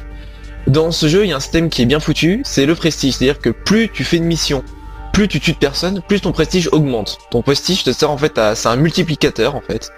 Et dès que tu as atteint le rang 5 de ton prestige, tout le monde peut te tuer. Tout le monde. Amis, ennemis, et ce qui est bien ou pas bien pour le mec qui a le prestige, c'est que tu gagnes un bonus. Tu gagnes beaucoup plus d'argent pendant un court instant. Donc ça c'est vraiment un truc, c'est une chasse en fait. Dès qu'il y a un mec qui a atteint le prestige 5, tout le monde lui fonce dessus et tout le monde veut le tuer. Donc ça, par contre le seul défaut c'est que le mec lui peut pas tuer tout le monde. Donc ça c'est un des gros défauts de ce jeu. Donc en parlant de missions, je vais vous parler des différents types de missions. Il y a les missions arrestation, il y a des missions où... Comment expliquer ça ? La mission arrestation en fait c'est quand il y a un criminel qui par exemple dévalise une banque ou une bijouterie ou est en train de, je sais pas, essayer de braquer une voiture. Oups, ça se dit ça, braquer une voiture ? Ouais, vas-y, Ouais, continue. ouais. T'es Ok. bon là, Kessou. Ok, qui braque une voiture, quand il y a un flic qui passe, il a la possibilité de l'arrêter. Et là, ça devient un combat entre tous les criminels et tous les flics dans une zone assez restreinte. Et en fait, vous allez dire c'est génial, mais en fait ça n'a aucun intérêt. Parce que si par hasard vous gagnez la mission, vous perdez du prestige et vous perdez de l'argent. Vous allez me dire à quoi ça sert. À quoi ça sert? À rien. Là, je vais attaquer tout ce qui concerne le mauvais du jeu. Ce jeu est bien, hein. Sur le papier il est génial. Franchement, il n'y a rien à dire. Par contre, dans la réalité, c'est vraiment la merde. D'une part, pour un jeu qui se dit FPS, le minimum c'est que quand tu tires dans la tête de quelqu'un, il meurt. Vous êtes d'accord? Eh ben là non. Eh ben Non. Non, là le mec tu peux lui mettre avec un sniper le plus puissant du jeu, faut au moins 2 balles dans la tête pour le tuer. Le mec qui se relève et il danse la bamba. Non, il se relève même pas, il Exactement. tombe. Non mais il ne tombe pas le mec, c'est ça qui est génial. C'est que quand tu te Même prends des pas balles mal. de sniper, tu Peut-être ne qu'il tombes a pas. une cagoule par balle. Ouais, non, t'as pas de Des cagoule par sourcils balle par là-dedans. balle. Ou une tête barre par par balle. balle. Ou une tête par balle. Ou des Tu cheveux fait une par tête balle. par balle. T'imagines Ah, un vous nez avez- par balle? Vous avez fini de Ça doit délirer être les lourd mecs. quand même. Bof, un front par balle, tu peux mettre des coups de tête, tu t'as pas mal. Mais à quoi ça sert qu'il soit par balle? Si tu es pour aller au corps à corps, il faut des coups de boule. Et ouais, mais au moins tu peux éviter les snipers. Bien sûr. Oui, monsieur Koala. Sinon, pour les missions, c'est là le gros défaut du jeu. C'est qu'il y a un système d'équilibrage qui est pire que minable. Même le mot plus minable que minable ne pourrait même pas qualifier. À 70% du temps, soit on est contre des mecs qui sont 50 fois plus forts que toi, soit 50 fois plus faibles que toi. Bon, quand ils sont plus faibles, t'es content en général, parce que t'arrives à gagner tes missions.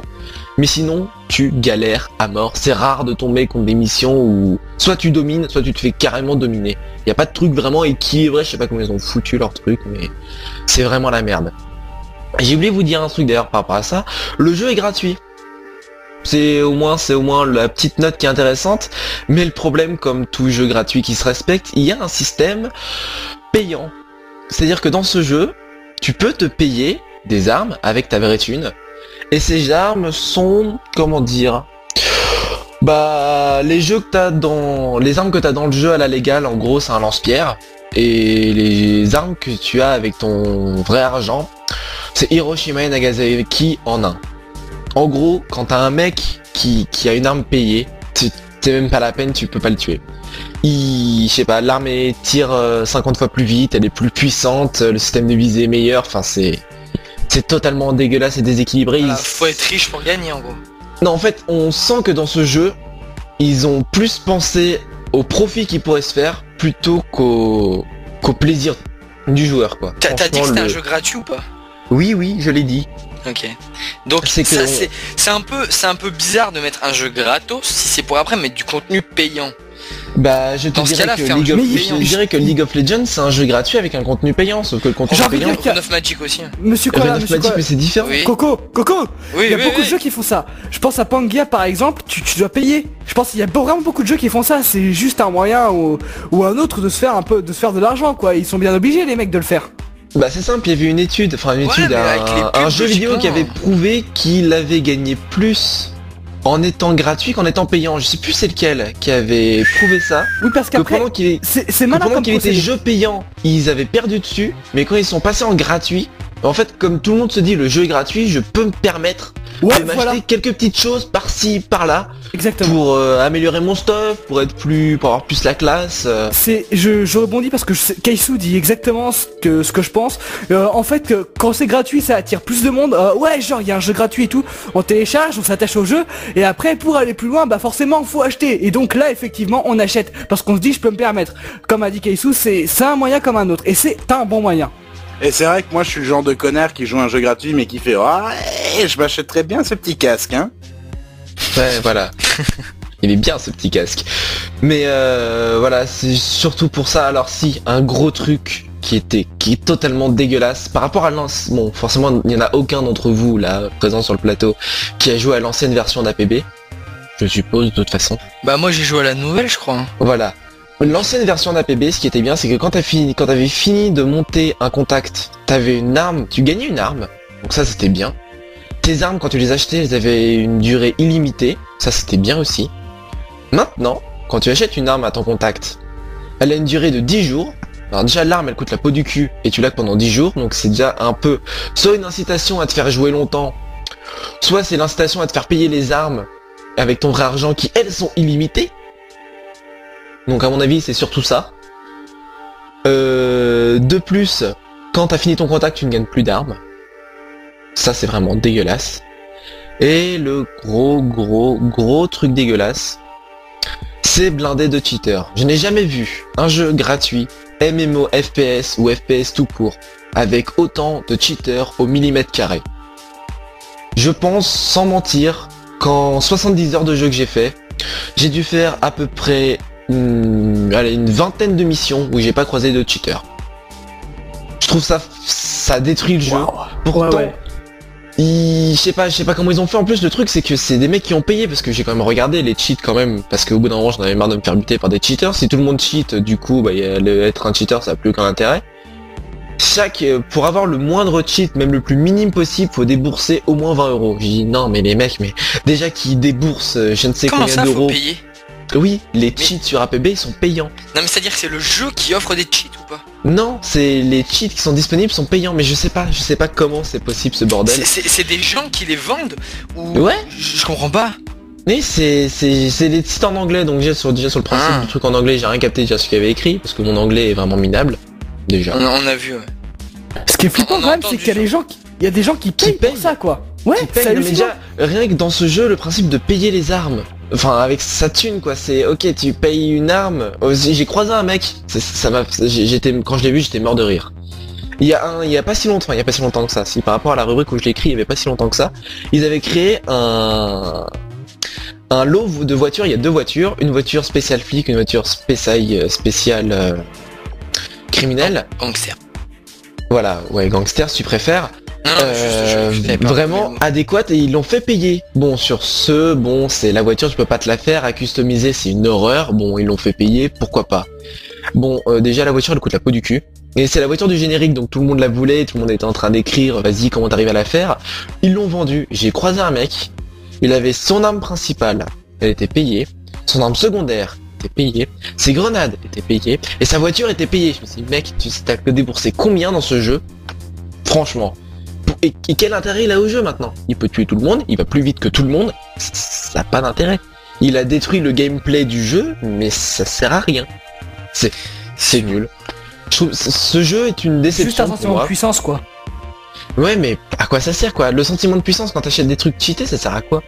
Le Après, sentiment de j'ai puissance, envie de dire, c'est le skin. C'est par exemple, je rebondirai sur un jeu à la fin de cette rubrique parce que il faut que j'en parle de ce jeu. Il faut lui faire de la pub parce que ça fait un moment qu'il existe. Il y a peu de monde dessus alors que il devrait franchement, il y a du monde qui devrait aller dessus.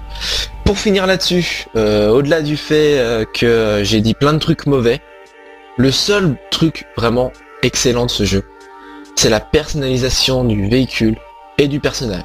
Ça franchement le must de ce jeu. Tu customises ton personnage de A à Z. Les tatouages, t'as un éditeur de tatouages dedans que tu peux créer toi-même. Pour les voitures, c'est pareil. Bon, le bémol, les voitures coûtent la peau du cul. Ça, je peux vous dire que la moindre voiture coûte à peu près... une bonne voiture, c'est à peu près 40 000, je crois. Mais chocolat, je me plante pas, c'est 40 000, non là. Ouais. 40 000, dites-vous que vous gagnez à peine 100 à chaque mission. Enfin, il me semble. Voilà, c'est à peu près 100 à chaque mission. En gros, quand vous vous faites buter toutes les 5 J'ai minutes. regardé, moi j'avais regardé au début, j'ai joué quoi, peut-être 3 heures, 2 heures, 3 heures. J'ai essayé justement de m'acheter une voiture. Puis après ça m'a Moins saoulé. cher c'est 5000. C'est 5000 et tu peux l'avoir au bout de 5 heures de jeu quand tu te fais pas trop buter. Voilà, mais bon. Mais après Et voilà, mais c'est une vous voiture. parlez du sentiment de puissance, mais enfin à la base moi ce qui me fait un peu rire c'est que c'est un MMORPG, c'est un MMO et FPS, oui enfin un MMO tout court, enfin voilà le sentiment de puissance dans un jeu vidéo c'est un peu abstrait vu que on a un mec et je sais pas moi imaginons voilà tu joues à EPB, t'es super fort machin, t'as ton perso, tu kills tout le monde et à côté de ça bah ouais tu joues à un jeu en ligne et c'est tout. Donc le sentiment de puissance, j'ai envie de dire, c'est pas non plus... Bah sentiment de puissance quelque part, tu sais, bah... Bon là, pour APB, je pense qu'à part dire qu'il y a d'énormes cheaters... bon, pour résumer brièvement le truc, c'est un jeu relativement bien, je vous conseille quand même de le tester et de faire votre propre avis dessus. Il y a de nombreuses mises à jour qui passent en ce moment, donc j'ai réessayé, j'ai vu qu'il y avait toujours les mêmes problèmes, mais on sait jamais, d'ici là où vous allez écouter l'émission, peut-être que APB serait un peu mieux, je ne sais pas. De plus, avec le lanceur Game First, vous avez d'autres jeux disponibles gratuits, je crois qu'ils sont tous gratuits non sur Game First. C'est vrai, ouais, là, une grande partie, ouais. Voilà, donc bon, il y a d'autres jeux, il n'y a pas que APB, donc on vous encourage à aller regarder ça. Mais comme il dit, faites-vous votre propre avis là-dessus. Vaut mieux se faire son propre avis. Voilà. Si vous faites aimez, comme franchement, moi, si vous aimez conduire Allez les faire voitures caca. juste pour le plaisir de conduire une voiture que vous avez personnalisée de A à Z et d'avoir un personnage que vous avez aussi customisé, de A à Z, franchement, essayez-le, vous allez au moins vous faire un bon plaisir pendant... Allez, je vous donne à peu près 20 heures de jeu. Pendant 20 heures de jeu, vous pouvez vraiment vous fendre la gueule. Après, vous allez vraiment avoir marre des cheaters, des problèmes de stabilité assez aléatoires, des décos sans raison. Vous avez une carte graphique qui passe magnifiquement bien normalement. Je sais pas pourquoi elle passe pas, j'ai un copain qui a eu ce problème. Fallait juste changer une ligne dans le codage du jeu pour que ça marche. Enfin le truc, allez comprendre. Enfin bon voilà, APB, faites votre avis, c'est un... D'accord. Sincèrement, si je devais lui mettre une note, je lui mettrais 10, juste parce qu'il y a le système de customisation des véhicules qui rattrape à peu près tout, parce que tu customises ta voiture, ça fait plaisir, quoi. C'est ta voiture, quoi. Elle est à ton image. Disons que si Sur vous 100. aimez les environnements ouverts avec les possibilités de faire un peu tout ce que vous voulez, avoir des armes et dans un environnement multijoueur, bah c'est peut-être le jeu qu'il vous faut. Si vous aimez GTA, mais juste en après voilà, multi, c'est le GTA like. voilà, le GTA like, c'est exactement GTA. Alors par contre, je trouve ça un peu plus beau que GTA par contre. Voilà, c'est GTA, un environnement, c'est vachement grand quand même. Et voilà, vous pouvez vous amuser. Et l'avantage c'est d'être en multi. Et c'est un jeu gratuit. Donc ceux qui aiment sauter sur l'occasion. Après, si c'est juste pour faire de l'exploration, c'est bien aussi. Hein. Si vous voulez juste vous amuser comme ça, c'est aussi bien. Donc voilà. Merci Keizou Ok. pour ce jeu vidéo. Donc, Et on va. si tu me permets juste 2 petites secondes, Oui, vas-y. en parlant du sentiment de puissance, justement, Oui, j'ai d'accord. un jeu totalement magnifique pour ce sentiment de puissance Ah, je crois savoir qui quel jeu tu veux s'appelle parler. Divine Soul. C'est un jeu qui est sorti en 2009. J'ai rien écrit à ce sujet. Je vous ferai, à mon avis, je vous le présenterai dans une future émission. Je vais vous en parler brièvement. Divine Soul sorti en 2009, c'est difficile à vous l'expliquer comme ça. C'est un jeu de combat, un MMO de C'est combat. assez spécial, écoutez. Mais en fait, c'est bon. Je suppose que vous avez toujours joué aux jeux de combat, genre les jeux de combat Naruto, Street Fighter, Tekken. Naruto, t'étais pas obligé, mais Street Ouais, Fighter bon, et Ouais, par c'est Tekken, ça. exemple, ouais. je suis T'aurais un pu grand fan citer de Mortal Kombat, mais pas Naruto. Voilà, Mortal Kombat. si tu veux, voilà. le Ah, dire, Naruto. quoi. Ah, tout le monde a déjà joué à un jeu de combat. Naruto, Naruto. Pokémon. Bleach. Je suis un grand fan de Naruto et c'est principalement des jeux de combat de Naruto, donc faites pas chier, merde. Mais Donc tu as ce raison. jeu, Dans les vrais jeux de combat bien difficiles, bien tactiques et tout, on peut aussi citer Dragon Ball, Budokai. voilà, Tenkaichi. j'ai oublié Dragon Ball, Budokai et tout le reste. Non mais c'est Ce ta merde. jeu, Hein. c'est à peu près le même principe en Ouais. multijoueur. Dites-vous que vous avez moins de touches pour faire les combos, par contre. Ça se résume, vous avez... Bon, je vous résumerai ça dans une rubrique bien plus complète. C'est plus, oui. Il y a 2 principes, il y a le PVP et le PVE. Le PVE, vous pouvez le faire en groupe, vous faites que des donjons, par contre faut le savoir. Vous avez pas, c'est du donjon, vous killez des mobs non-stop en faisant des combos. Ça par contre c'est le gros point fort de ce jeu, c'est les combos. J'ai dû y jouer à peu près 15 heures, fandard du début à la fin. Franchement. Mais c'est un jeu de combat ou un beat'em all? Et puis c'est un jeu de combat. C'est un beat'em, comment t'expliquer ça? Tu kills du mob quand Sinon, t'es allez en voir instance. directement Divine Soul parce qu'à mon avis, à parler, comme ça, c'est un peu difficile à expliquer. Ouais, Ouais, et je suis en tu train de regarder des vidéos là, effectivement, je comprends mieux, tu vois. Voilà, tu t'as une l'expliqueras partie mieux, PVP où là franchement c'est du jeu de combat. Là t'as le sentiment de puissance, tu connais ton perso, tu sais à quel moment faut faire telle combinaison ou telle combinaison. C'est toujours différent et en fonction de la classe. Bon par contre il y a 4 classes, bon ça je vous en parlerai plus tard. Arrêtez-moi, tuez-moi. D'accord, je t'arrête. Merci. Merci encore pour ça. Je Donc, te tue. on va passer, on va passer à la deuxième partie de ta rubrique. Donc cette fois-ci avec la rubrique manga. Donc c'est parti de jingle. Quoi de neuf, mon gars? C'est le manga de Keishu. Keisu est mort. Veuillez laisser un message après le bip sonore. Bip. Bip. Oh ça rime. Oh putain, je te sens poète aujourd'hui, Kessou. Merci. Ouais, J'ai un peu envie de te faire l'amour là. là là là là. Donc, Ah là là, les petites fleurs. Samurai Champloo. Bon, je sais qu'il y en a certains ici qui le connaissent, bien heureusement. Donc c'est principalement un animé, même s'il y a un manga qui existe de Samurai Champloo, mais qui est sorti après l'animé, donc je vais me baser sur l'animé. Donc l'animé est sorti au Japon en mai 2004 et il est apparu en France qu'en janvier 2006. C'était réalisé par alors Shinichiro Watanabe. Ne me demandez pas de le dire 2 fois. Puis adapté en manga par Masaru Gotsubo en août 2004. Ça c'est fait. Donc cet animé comprend 26 épisodes de 24 minutes, bon un grand classique en général pour les animés de ce genre. Donc cet animé met en scène 3 personnages vrais que j'aime beaucoup, qui sont Fu, Mugen et Jin, qui partent en fait à la recherche d'un samouraï qui sent le tournesol. Cette aventure se passe au Japon à l'époque d'Edo. Alors Edo, j'ai besoin de vous dire à peu près ce que c'est ou...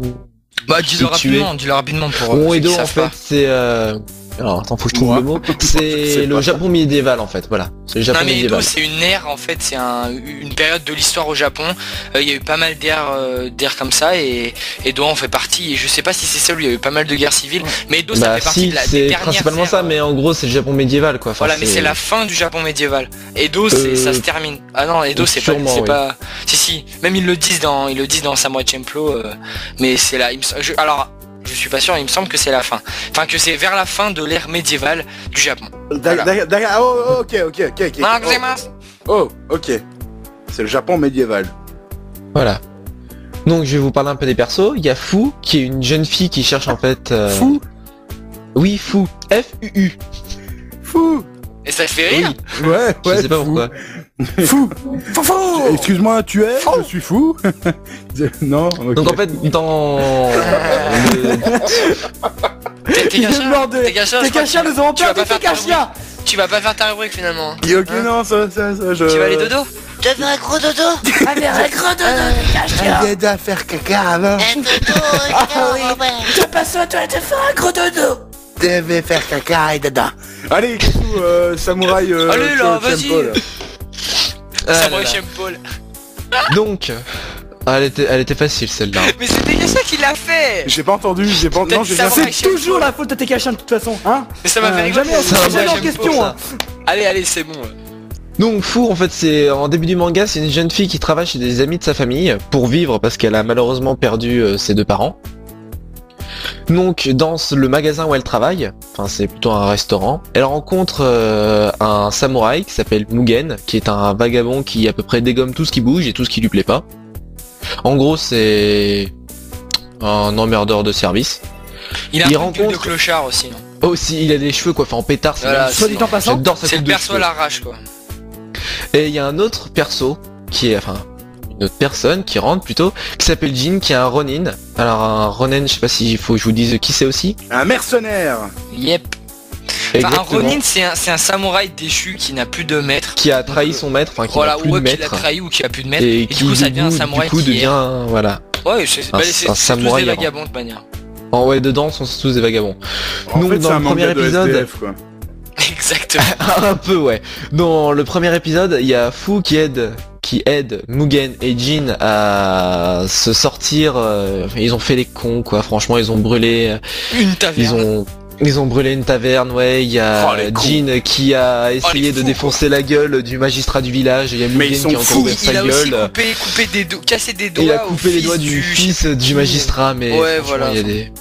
Enfin, les C'est un mecs peu des têtes brûlées. Putain, ils sont Ouais, fous. mais carrément, ouais. Mais ce qui est bien, c'est qu'en fait, entre Mugen et Jin, c'est le jour et la nuit, quoi. Mugen, c'est le mec qui tient pas en place, et Jin, c'est le poisson, c'est la carpe. Le mec, il est droit. Par contre, quand il sort son sabre, c'est un taré fini.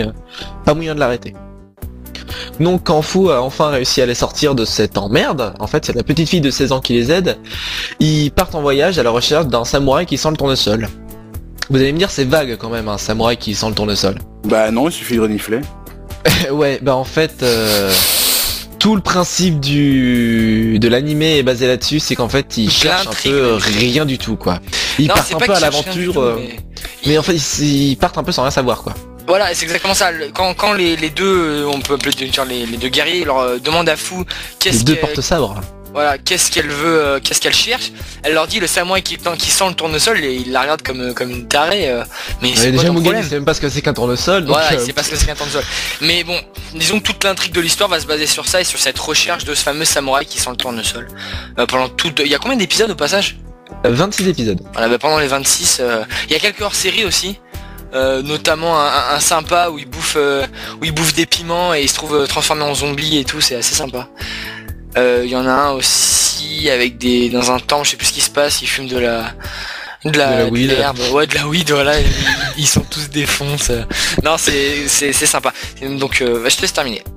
Donc ce qui est sympa aussi dans cet animé, c'est que enfin ça peut choquer certains, les puristes de service, ça va les choquer, mais sinon cet animé comprend beaucoup d'anachronismes, mais qui Ouh là là, ouais. font l'âme de cet animé. Par exemple, Jin porte des lunettes déjà, mais sans ses lunettes il ressemble à rien. Et Mugen, alors lui son style de combat, ça peut se rassembler à la breakdance et à de la capoeira. De toute façon, En gros. le style, il y a un gros, enfin je sais pas si tu as parlé de la musique après. Ah bah si tu veux je te laisse parler de la musique parce que la musique elle est tellement magnifique, mais sachant que tu t'y connais plus en musique que moi, Voilà, je te laisse quand même c'est parler pour de la ça. En musique. fait, dans cet animé, il y a un très très gros style, et autant un style musical et également un style, je dirais, scriptural si ça se dit. En fait, ça tourne tout autour de ce qu'on pourrait appeler le hip-hop et la culture urbaine, avec des musiques style hip-hop. Il y a des moments, il y a pas mal de le beatbox. Je sais pas si tout le monde connaît le beatbox, c'est faire de la musique juste avec la bouche. Et pour ceux qui connaissent pas, regardez sur YouTube, il y a des vidéos assez impressionnantes où certaines personnes font carrément des musiques entières. Je pense un gars qui était passé à la Nouvelle Star qui avait fait par exemple des Billie Jean, tout ça. Et c'est hyper réaliste et il fait seulement à la bouche. Et le beatbox c'est ça. Et toute la série est basée sur cet univers musical du hip-hop. Et je trouve que ça colle vraiment bizarrement. On pourrait se dire comme ça, c'est un peu bizarre par rapport aux samouraïs et tout. Évidemment il y a des musiques qui font plus Japon, mais le style colle parfaitement. Et quand je parlais du style scriptural, pardon, c'est par rapport parfois il y a des écritures et c'est comme genre en graffiti, en tag. Il y a un épisode qui est essentiellement là-dessus où je vais pas spoiler, mais il y a un concours de tags et de graffiti et les personnages font des tags comme on peut en voir dans la rue ou voilà et des trucs voilà. Donc c'est très univers urbain pour le tag, tout ça, et hip-hop pour la musique, la danse également, comme il disait que le personnage j'ai oublié son nom, Mugen, merci, qui fait de la breakdance, capoeira, tout ça, et voilà, c'est très tourné, axé autour de ça. Donc, pour des raisons de spoil, forcément, je ne vais pas vous dévoiler toute l'histoire parce que ça vous gâcherait le plaisir. En plus, l'histoire, elle est franchement, mais tellement drôle, quoi. C'est des boulets, quoi. C'est une équipe de boulets. Faut savoir qu'ils ont jamais une thune en poche, déjà. Pas des boulets, parce que sincèrement, les mecs sont vraiment, ils sont balèzes. Mais au-delà de ça, quand même, mais quand faut trouver des thunes, c'est pas les problèmes. Ah ouais, non, mais c'est sûr, au moment où ils ont un peu de thunes, ils virent tout comme ça en 2-2, et ils sont souvent, ils crèvent toujours la dalle. Et franchement, le truc que je trouve sympa, c'est que les persos sont hyper attachants. Ouais. Au début du jeu, il y en a certains, au début du jeu, au début de l'anime, je pouvais pas le blairer, je pouvais pas le saquer. Et au fur et à mesure de l'anime, quand on commence à en apprendre un peu plus sur lui, son passé, et ce qu'il voudrait faire de ses 10 doigts s'il était un peu moins taré sur les bords, en fait, il devient un personnage super attachant. Donc t'as parlé des musiques, donc ça au moins je peux rayer. Donc c'est un anime que je vous conseille, franchement. Attends, avant ça, juste je voudrais parler aussi de la chronologie. C'est-à-dire que la série est divisée en 2 parties.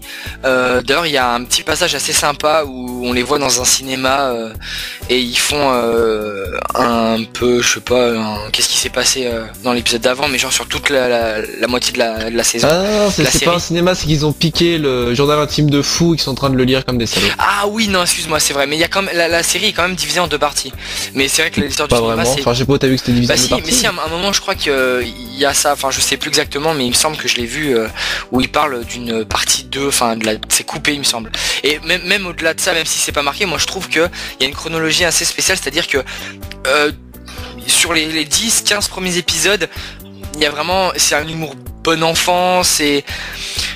Il n'y a pas vraiment de trucs entre guillemets graves qui se passent, et petit à petit, plus on arrive vers la fin, je trouve que ça a pris un ton vraiment plus sombre et beaucoup plus mature, et il y a des trucs vraiment plus adultes et qui se passent, et pas de scène porno, mais de trucs, c'est beaucoup plus dark, et le début est, je dirais, peut-être plus drôle que la fin. La fin est...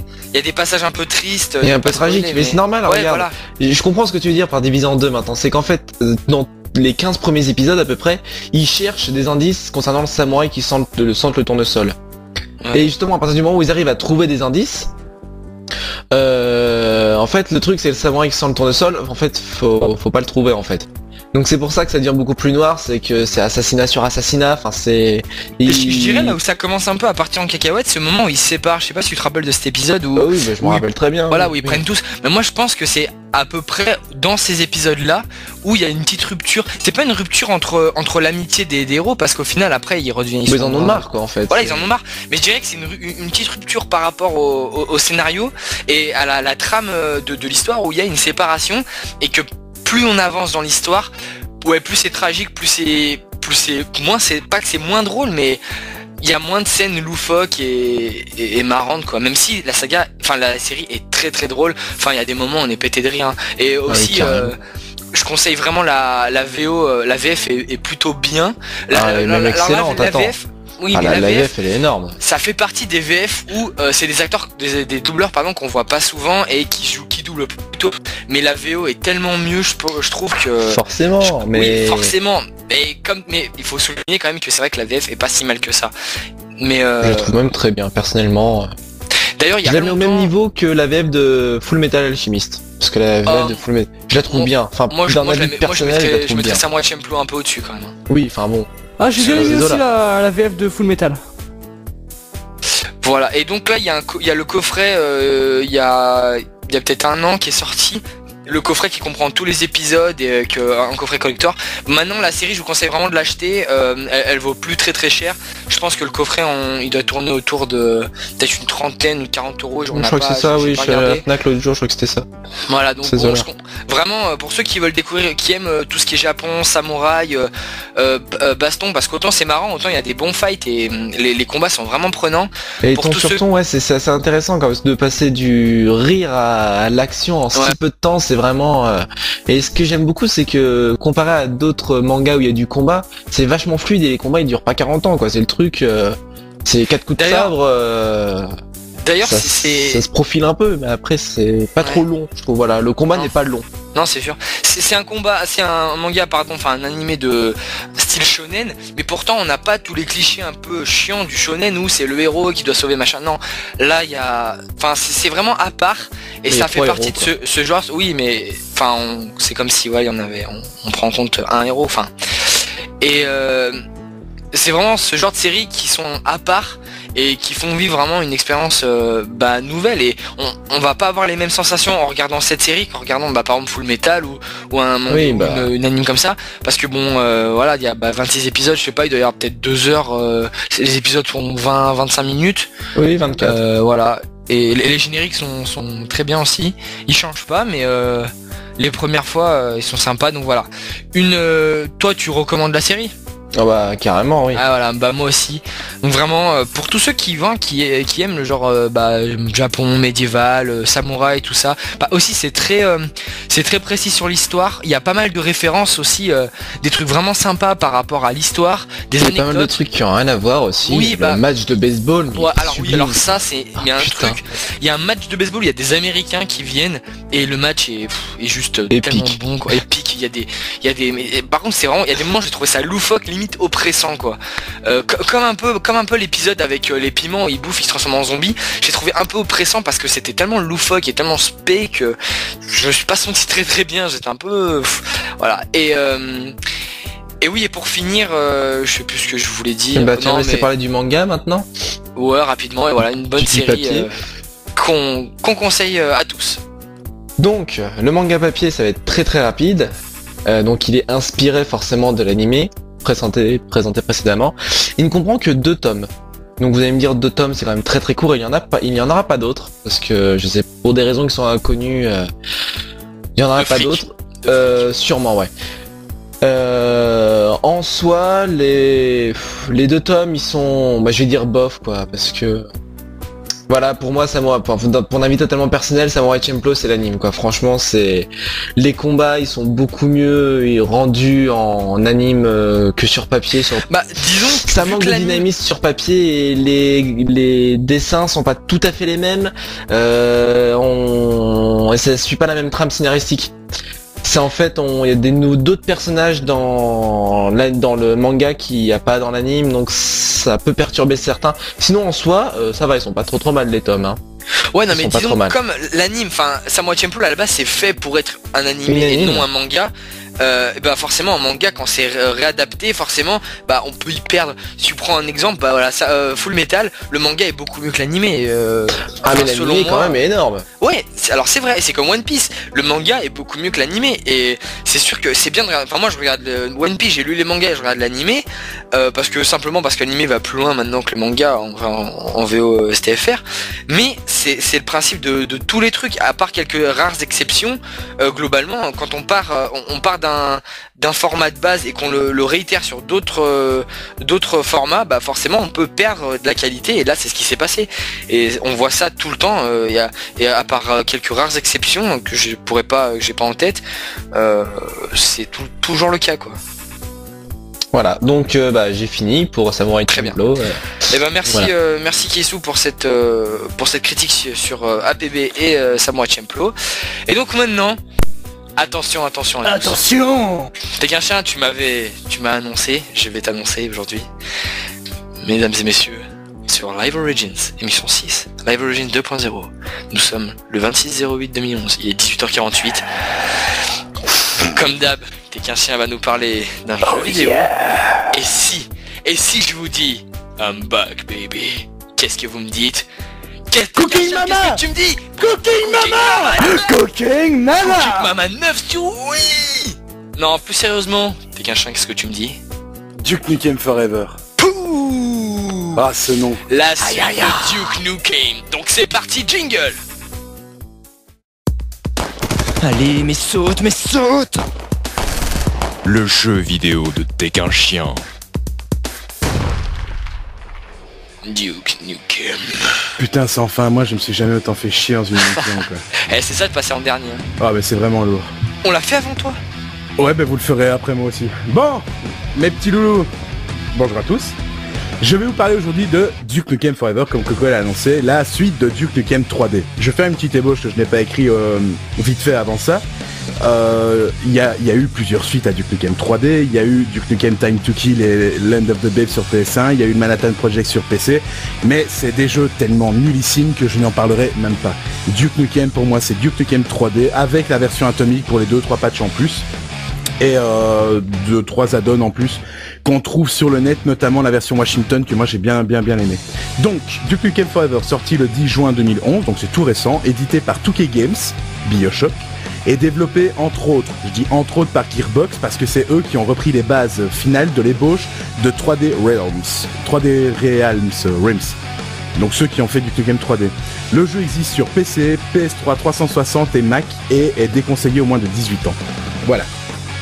Duke Nukem Forever, au niveau de l'histoire, c'est la pure suite de Duke Nukem 3D. L'histoire se passe 12 ans après les événements de Duke Nukem 3D et les aliens reviennent sur Terre pour kidnapper les babes de Duke et essayer de le tuer.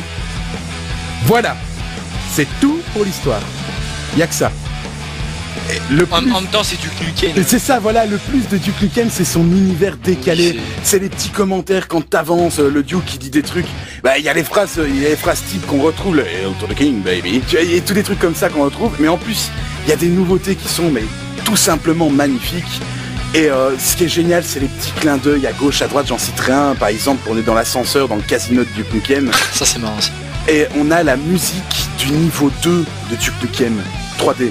Ah, aussi, est-ce que t'as repéré dans le même ascenseur, il y a une vitre devant toi? Ouais. Est-ce que t'as repéré que quand tu sautes, c'est exactement le même saut que dans le premier, dans Duke Nukem 3D? C'est pas exactement le même. Ah, bah il saute un peu. Si, il saute peut-être plus haut, mais il saute de la même manière. Il y a un gros problème au niveau du gameplay de l'assemblage mais ça, du on jeu. en parlera après. Ce qu'on fait, c'est voilà, tu parles de ça, puis après je ferai une petite. J'ai pas mal entendu parler de Duke Nukem. On fera un petit débat tous les deux après. Donc allez, c'est parti. Donc, au niveau du gameplay, justement, le jeu a été vraiment maladroitement conçu. Certes, le projet datait de plus de 12 ans et a été repris par de nombreuses boîtes, mais le gameplay est lourd. Comme dit Koala, on prend l'exemple de quand on saute devant un miroir, on voit juste les jambes qui se relèvent et le buste qui reste tout droit. Ça nous donne une idée du système de jeu, c'est vraiment bien représenté parce que c'est lourd, Je voyais plus ça comme un clin d'œil, hein. Parce que quand même il faut le faire, enfin faire ça, moi je voyais plus ça comme un clin d'œil par rapport au premier que plutôt une défaillance du game system, que le mec quand il saute. Alors après ça se trouve c'est possible ce que tu dis, moi pour moi je pense que c'est plus plausible que ça soit un clin d'œil. Parce que bon, c'est gros quand même. Hein. Je sais, mais je pense qu'après 12 ans de conception, les éditeurs, les développeurs se sont dit, gars, on s'en bat les couilles, allez, Non, mais c'est on sûr, sort. c'est sûr. Et donc, comme je dis, le gameplay est vraiment lourd. Les phases de plateforme, même si elles ne sont pas nombreuses, sont vraiment parfois très maladroites et très lourdes. Moi, je me souviens d'une scène dans le casino où on doit sauter de fauteuil en fauteuil, rebondir, aller sur les tables de poker. Quand On t'es doit- tout petit là. Ouais, c'est ça. On doit s'y reprendre à plusieurs fois, hein, sans déconner. Et je ne parle pas des versions console, c'est encore pire, parce que j'ai essayé la version pad, c'est encore pire. En plus de ça, on rajoute une aberration au niveau du gameplay. Il y a 2 niveaux qui se font en camion. Dans un espèce de gros buggy, un 4x4 où il est marqué To the King Baby à l'arrière. Et c'est ignoble. C'est vraiment ignoble, pourri, vraiment. Il y a le camion, il fait 8 fois la taille d'une voiture. C'est un gros dragster américain. C'est le truc, mais qui pèse des tonnes. Vous prenez une toute petite pute, ça renverse le camion, le personnage Duke Nukem sort automatiquement de la voiture, on appuie sur espace et boum, le camion se remet tout seul. C'est con, c'est des petits trucs. C'est sûr qu'on ne demande pas du réalisme dans Duke Nukem, mais là, attends, elle est fait en canette de coca, son camion, c'est pas possible. Voilà, donc ça c'est pour vraiment les phases de gameplay pur. À côté de ça, on a d'autres trucs dans le jeu qui pour moi se rapprochent. Ils ont essayé de faire dans cette version, ils ont essayé de se rapprocher un petit peu plus des FPS qu'on voit aujourd'hui sur certains points. Par exemple, on ne peut plus emporter avec nous que 2 armes. 4 si on change une option dans le menu, mais on ne le fait pas, on est des PGM. 2 armes. Donc, ça veut dire que si vous transportez un gros lance-patate et que vous arrivez dans une zone de couloir étroit, il va pas falloir le prendre, le lance-patate. Mieux vaut un fusil à pompe. Ça rend le jeu beaucoup plus stratégique à ce niveau-là. Mais c'est dommage, parce que c'est pas du Duke. Le Duke, c'était vraiment... On avait le petit pistolet, on avait le gros lance-roquette, et on avait toutes les armes, on pouvait switcher facilement. C'était ça, Duke Nukem. C'était de l'arcade, c'était gay, on ne demande pas du réalisme. Encore pire par rapport à ça, la barre de vie maintenant, ce n'est plus des points de vie de 100 à 0, c'est une barre qui s'appelle ici l'ego. L'ego diminue quand vous prenez des dégâts, mais si elle est trop basse, il suffit de vous cacher quelques secondes et l'ego remonte tout seul. Donc ça pour moi c'est vraiment une aberration. Ça ne devrait pas exister. Moi je me souviens des petits kits Médisoins qu'on voyait partout dans Duke Nukem. Il y avait des plus petits, il y avait des plus gros. Des petites canettes qui rendaient 30 points et les petits carrés qui rendaient 50. C'était l'eau aussi dans le 3D où tu te mettais sous de la flotte, ça te remontait ta nuit, ça prenait 3 plombes. Tu devais boire. Ah oui, tu devais boire. Ouais. Tu cassais... Excusez-moi, un petit cancer. Tu devais casser par exemple une chiotte et boire de l'eau. Et là ça te rendait les points de vie. Et ici c'est pas comme ça. Ici de nouveau on a rendu le côté du jeu beaucoup plus facile, beaucoup plus accessible. Et je ne suis pas d'accord à partir du moment où c'est un jeu qui s'adresse directement aux fans. Puisque oui, à mon avis, les néophytes dans le genre ne doivent pas commencer par Duke Nukem Forever, je le dis. Ça s'adresse vraiment aux gens qui connaissent l'univers, qui ont déjà essayé. Et ça ne devrait pas se passer comme ça. À côté de ça, on continue la critique. À côté de ça, le jeu propose plein de petits bonus pour monter sa barre d'ego. Ça, c'est chouette. Genre, on a des images à regarder, des objets à trouver. Je prends l'exemple, par exemple, d'un DVD porno à mettre dans un lecteur DVD. On lance le film, Duke fait ouh, et hop, on a quelques points de vie en plus. On a aussi des objets utilisables comme un jeu de flipper, un jeu de palais, tous des trucs qui rallongent la durée de vie du jeu. Il suffit de faire une partie de palais. Il faut gagner, je crois, 7 points. Il faut 7 points d'écart.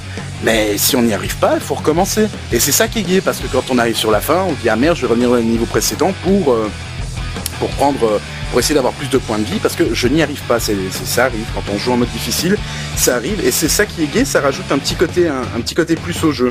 À propos des niveaux, puisque je parle des niveaux, les niveaux sont entrecoupés. Je ne comprends pas pourquoi, honnêtement, puisque les jeux de nos jours arrivent très bien à faire des jeux non-stop, je vais dire, donc sans temps de chargement, sans entrecoupure, et là non, des niveaux, hein. C'est même pas des zones, c'est des niveaux, même dans le même décor, la même ambiance, tout ça, sont entrecoupés, des fois 2 fois à 3 fois.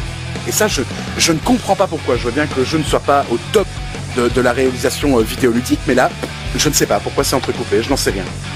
Alors, les graphismes de Duke Nukem 3D sont vraiment le point noir pour tout ce que je lis sur le net, et je ne suis pas d'accord, pas du tout. Comme j'aime le dire, il ne faut pas qu'un jeu soit beau pour qu'il soit bon, ça c'est pas vrai. Et c'est vrai que les graphismes ne sont pas top, c'est vrai qu'on a des trucs un peu spéciaux, comme par exemple Duke qui saute et son buste qui ne bouge pas. Il y a juste ses deux jambes qui se relèvent, le buste ne bouge pas, il reste bien droit comme une planche à pain. Mais à côté de ça, moi j'ai été agréablement surpris sur la qualité des textures dans de grands espaces ouverts. Par exemple, quand on sort du casino, qu'on arrive à Las Vegas et qu'on voit la ville totalement détruite, pour un jeu qui a mis 12 ans à se développer, moi j'ai vu les premières images de Duke Nukem Forever, qui utilisait le même moteur graphique que Duke Nukem 3D à l'époque.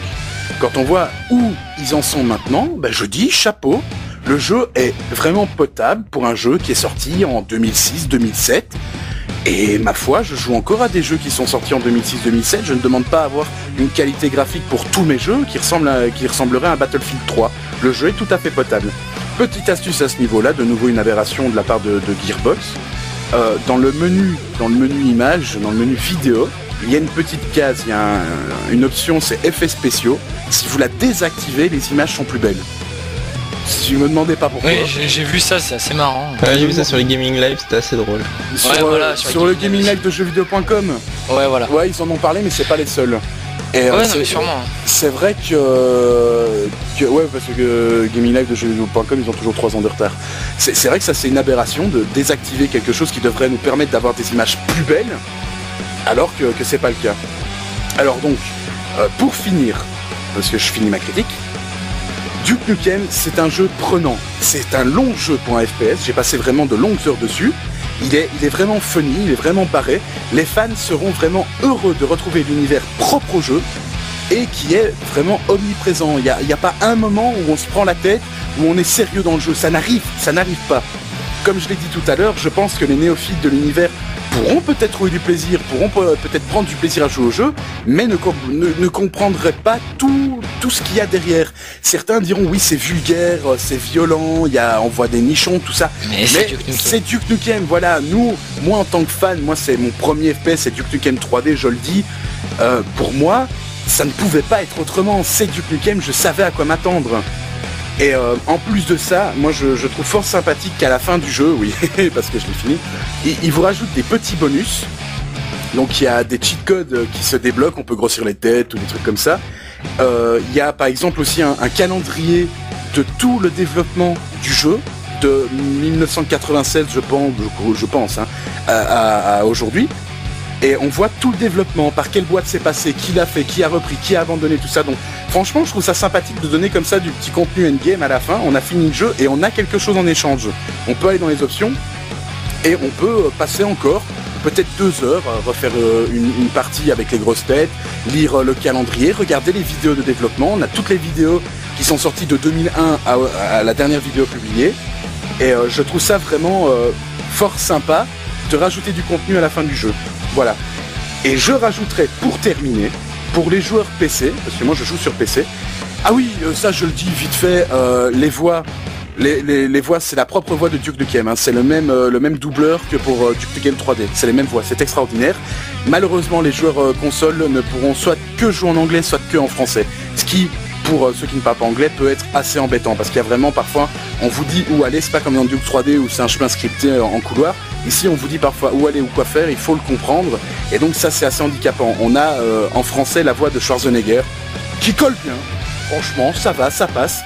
Et en anglais, on a le véritable doublage de Duke Nukem. Et moi, j'ai trouvé sur le forum de jeuxvideo.com, totalement par hasard, je ne vais pas dessus, c'est un truc de boulet, mais en cherchant sur Google, je suis tombé sur un gars qui avait mis une astuce pour mettre le jeu sur PC en anglais sous-titré français. Donc je l'ai fait, moi j'ai fait tout le jeu en VO sous-titré français. Et je vous mettrai cette petite astuce sur le site de Live Origins.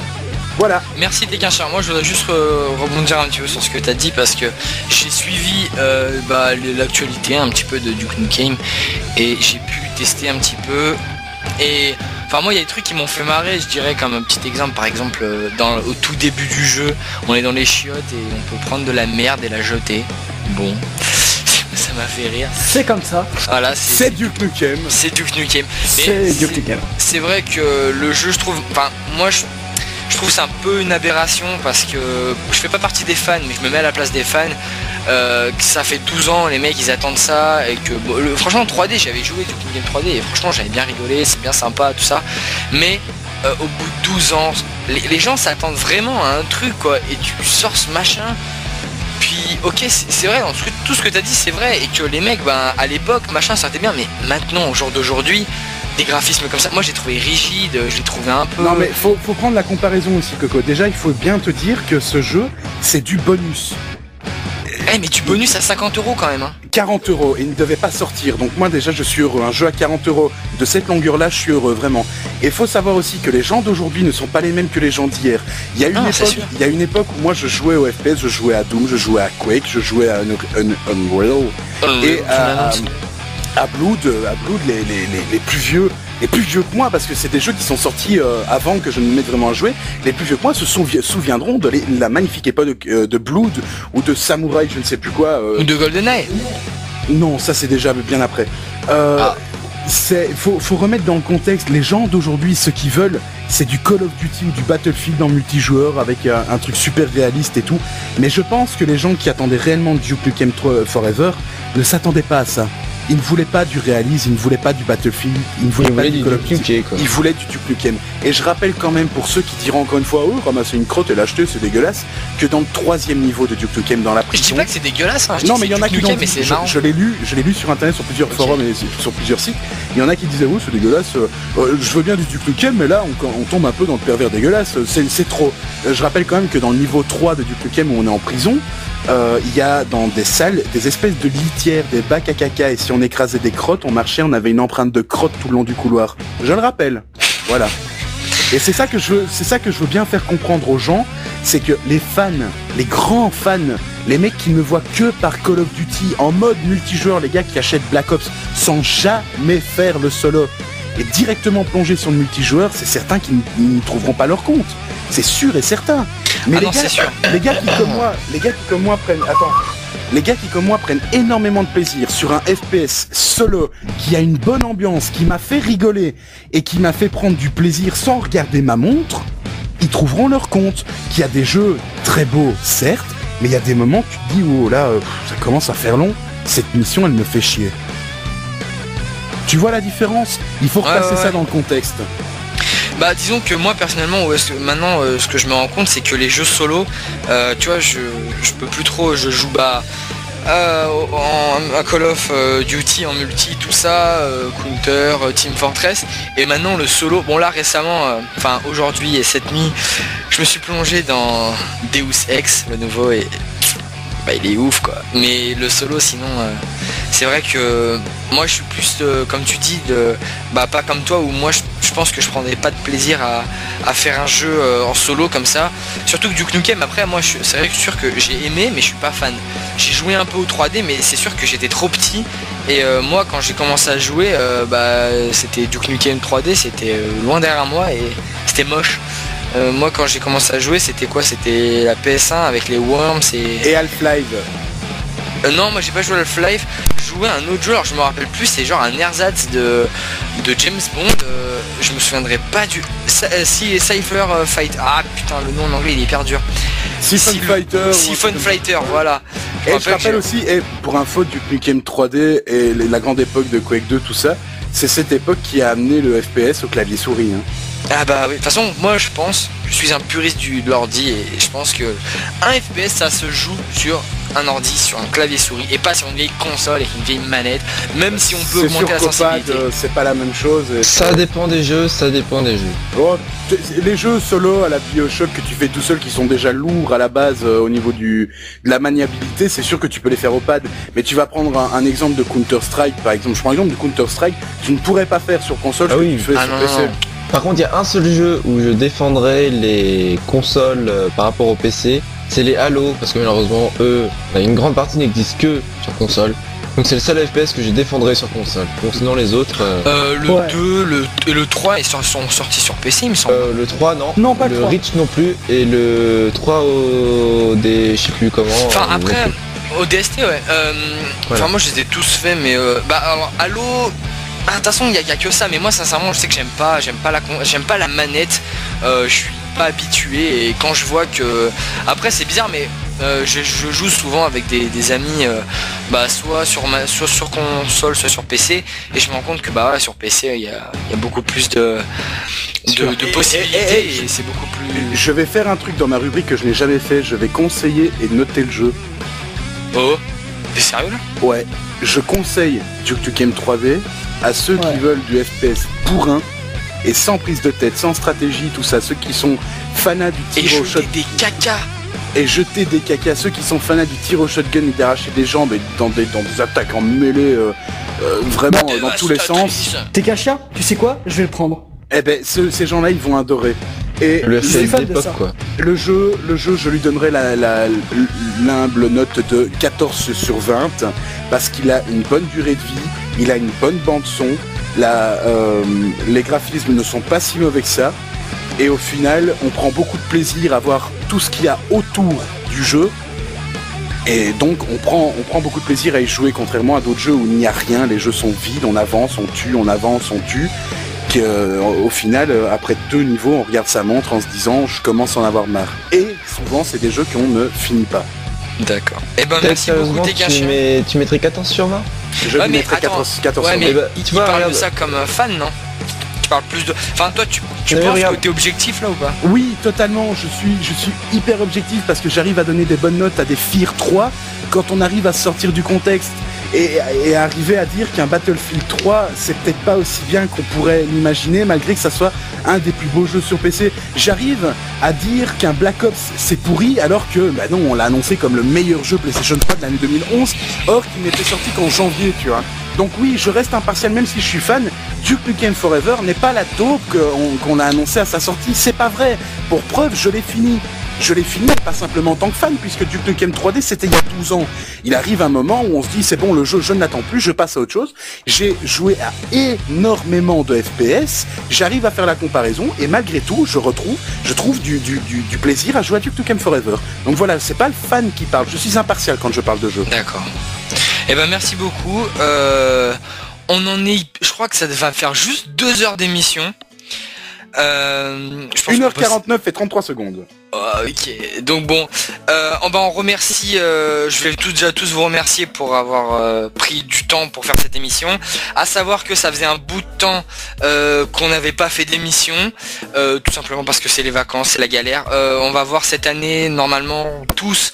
Enfin ceux qui sont à l'école du moins, sauf tout le monde sauf t'es qu'un chien. Martin, t'es qu'un chien. Et du coup on va voir si on peut continuer à un rythme honorable de sortir des émissions. En tout cas on a toujours le plaisir. Ouais, c'est sûr. On a toujours l'envie et le plaisir de faire ça. Pour tous ceux qui ne connaîtraient pas l'émission et qui découvriraient à ce moment même, je vous conseille d'écouter toutes les autres émissions.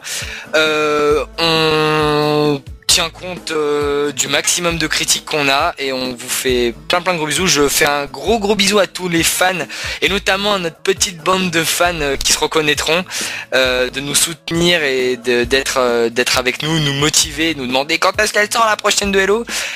Voilà. Et puis le mot de la fin, on va pas changer de bonnes habitudes, hein. Le mot de la fin, qu'est-ce que c'est? Oui. Est-ce que je peux dire un truc relativement rapide? Ah, tu veux parler d'un jeu, non? Oui, d'accord. Et les très important. Oui, d'accord, vas-y, enchaîne. De toute façon, t'es qu'un chien, tu seras d'accord avec moi. On avait dit qu'on allait l'annoncer lors de la première émission. Mesdames et messieurs, si vous ne le saviez pas encore, Star Wars The Old Republic sort en octobre. Enfin! Et j'ai déjà ma précommande. Le bémol, l'abonnement coûte. Attention, ça fait mal au cul. Oui, par contre, ça fait mal au cul. Donc voilà, maintenant vous savez, si vous ne le saviez pas encore... l'abonnement, Oui, mais l'abonnement, il coûte 13 combien ? € je crois. Bah, Oh, bah, ça va. Ça va. bah, mais toi, même t'as un salaire et tout. Ouais, mais moi j'ai de nouvelles responsabilités. Bah maintenant que tu bosses à la NSA, normal, hein. Bon, tant qu'on y est à parler des petits trucs, il y a aussi un existe tout pas, petit la jeu NSA. vidéo qui existe, qui est super sympa, qui s'appelle Prawn. C'est un petit jeu de course où tu déplaces une bille sur une sorte de tube. C'est gratuit, c'est un jeu de course amateur, c'est vraiment très drôle, on passe de bons moments dessus. À l'occasion, je vous déjà d'aller voir le Gaming Lab sur jeuxvideo.com qui est très représentatif. Bah au pire c'est voilà. un jeu gratuit, on vous mettra le lien sur Live Oui, de Origin. toute façon. On vous mettra tous ces liens. Pour tous les liens qu'on a dit qu'on mettra sur Live Origin, on va pas les mettre tout de suite, hein, on a une vie à part. Donc allez checker Ah ouais de Qui est temps en sous temps. moyen, hein. Il y a une nouvelle section, on vous en a parlé durant l'émission, il y a une nouvelle section sur le site, vous allez voir, tout ce qu'on vous a dit, ça sera dessus. Et allez checker de temps en temps, même si vous écoutez pas les émissions, vous trouverez des petits trucs sympas comme Kessou, il a l'air de rien foutre au boulot et de chercher sur le net. Et Merci. Et voilà, allez voir de temps en temps sur cette page juste pour voir des petits trucs qui pourraient vous servir, des petits jeux gratuits, machin, bazar et tout. Voilà, merci. Et donc pour finir, juste deux petits trucs avant de finir. Le moins important et le plus important après. Pour tous ceux qui écoutent les émissions et qui aiment, n'hésitez pas à poster un petit message sur le livre d'or. Ça nous fait tous énormément plaisir de recevoir des messages. On remercie. Voilà, on remercie tous ceux qui ont posté des messages sur le livre d'or parce que pendant les vacances il y a eu beaucoup de messages. On remercie au passage encore une fois Durendal parce qu'il nous a fait beaucoup de pubs, Istune également. Donc voilà, si vraiment vous aimez l'émission, n'hésitez pas à poster un petit message sur le livre d'or, ça nous fera très très plaisir. Et on va parler de la prochaine ça. Et donc non, juste t'es qu'un chien, je voudrais te dire un petit truc parce que ça n'a pas été en le bon moment, mais c'est pas grave. C'était son anniversaire il y a pas longtemps et je voudrais que tous on lui souhaite un gros joyeux anniversaire. Et voilà, parce que gros anniversaire. Oh, Joyeux anniversaire. Joyeux anniversaire, t'es qu'un chien. Joyeux anniversaire. It's your birthday today. J'ai été hyper frustré.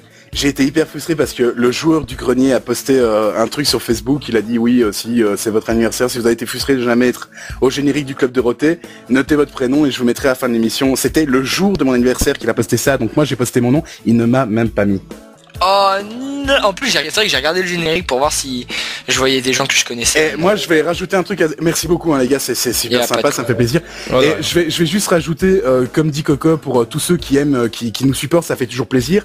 Donc le livre d'or, ouais, c'est très sympa. Il y a aussi la page et le groupe Live Origin sur Facebook. N'hésitez pas à les rejoindre tous les deux. Vous suivrez les actus beaucoup plus facilement que sur le site. Et il faut encore choisir un mode l'émission.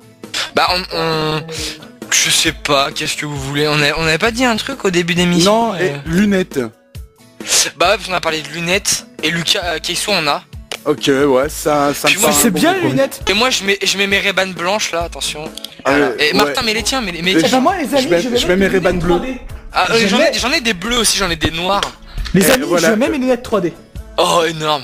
Et voilà. Photo Ah, cheese. dans la boîte. Donc Voilà. le vainqueur de ce pseudo petit concours à la con gagnera un t-shirt Live Origins 2.0. Et je tiens à rajouter aussi que au mois de décembre, la saison 1 de Live Origins 2.0, la reprise s'achèvera. Tous les t-shirts gagnés durant cette saison seront disponibles sur le site. Et il en sortira des nouveaux. Oh. Il en sortira des nouveaux pour la saison 2, ça sera pas toujours les mêmes. Ah, c'est Non, cool. cette fois, ils Ça seront c'est de bleus. la nouvelle les amis. Donc voilà, n'hésitez pas, le mode Voilà. d'émission, lunettes, ça ne coûte rien, vous gagnez un t-shirt Donc, au lunettes. format JPEG. Au format JPEG, attention on se fout pas de votre gueule. Non, et c'est un super t-shirt, vous pourrez peut-être le mettre sur Ouais, un non, mais avatar. attends, ouais, forcément. Peut-être. Voilà, et ben merci à tous, c'était la 6ème émission de Live Origin. Je remercie énormément Mathis, Daron, qui je me trompe. Non, parce qu'on est tellement un team. Ah, Tim. Je te remercie énormément Daron d'avoir fait cette émission avec nous, d'avoir Bah, ça commencé fait Live plaisir. Origin. Et puis bah tu reviendras pour la prochaine. Hein. Bah forcément. Et bah merci Keisu, merci T'es qu'un chien, et merci à vous les auditeurs. Et on se dit à plus tard pour la prochaine de Live Origins avec peut-être, on sait pas, des invités, on sait pas, on n'a rien fait encore. Voilà. Allez, à plus, ciao, merci. À plus. Salut tout le monde.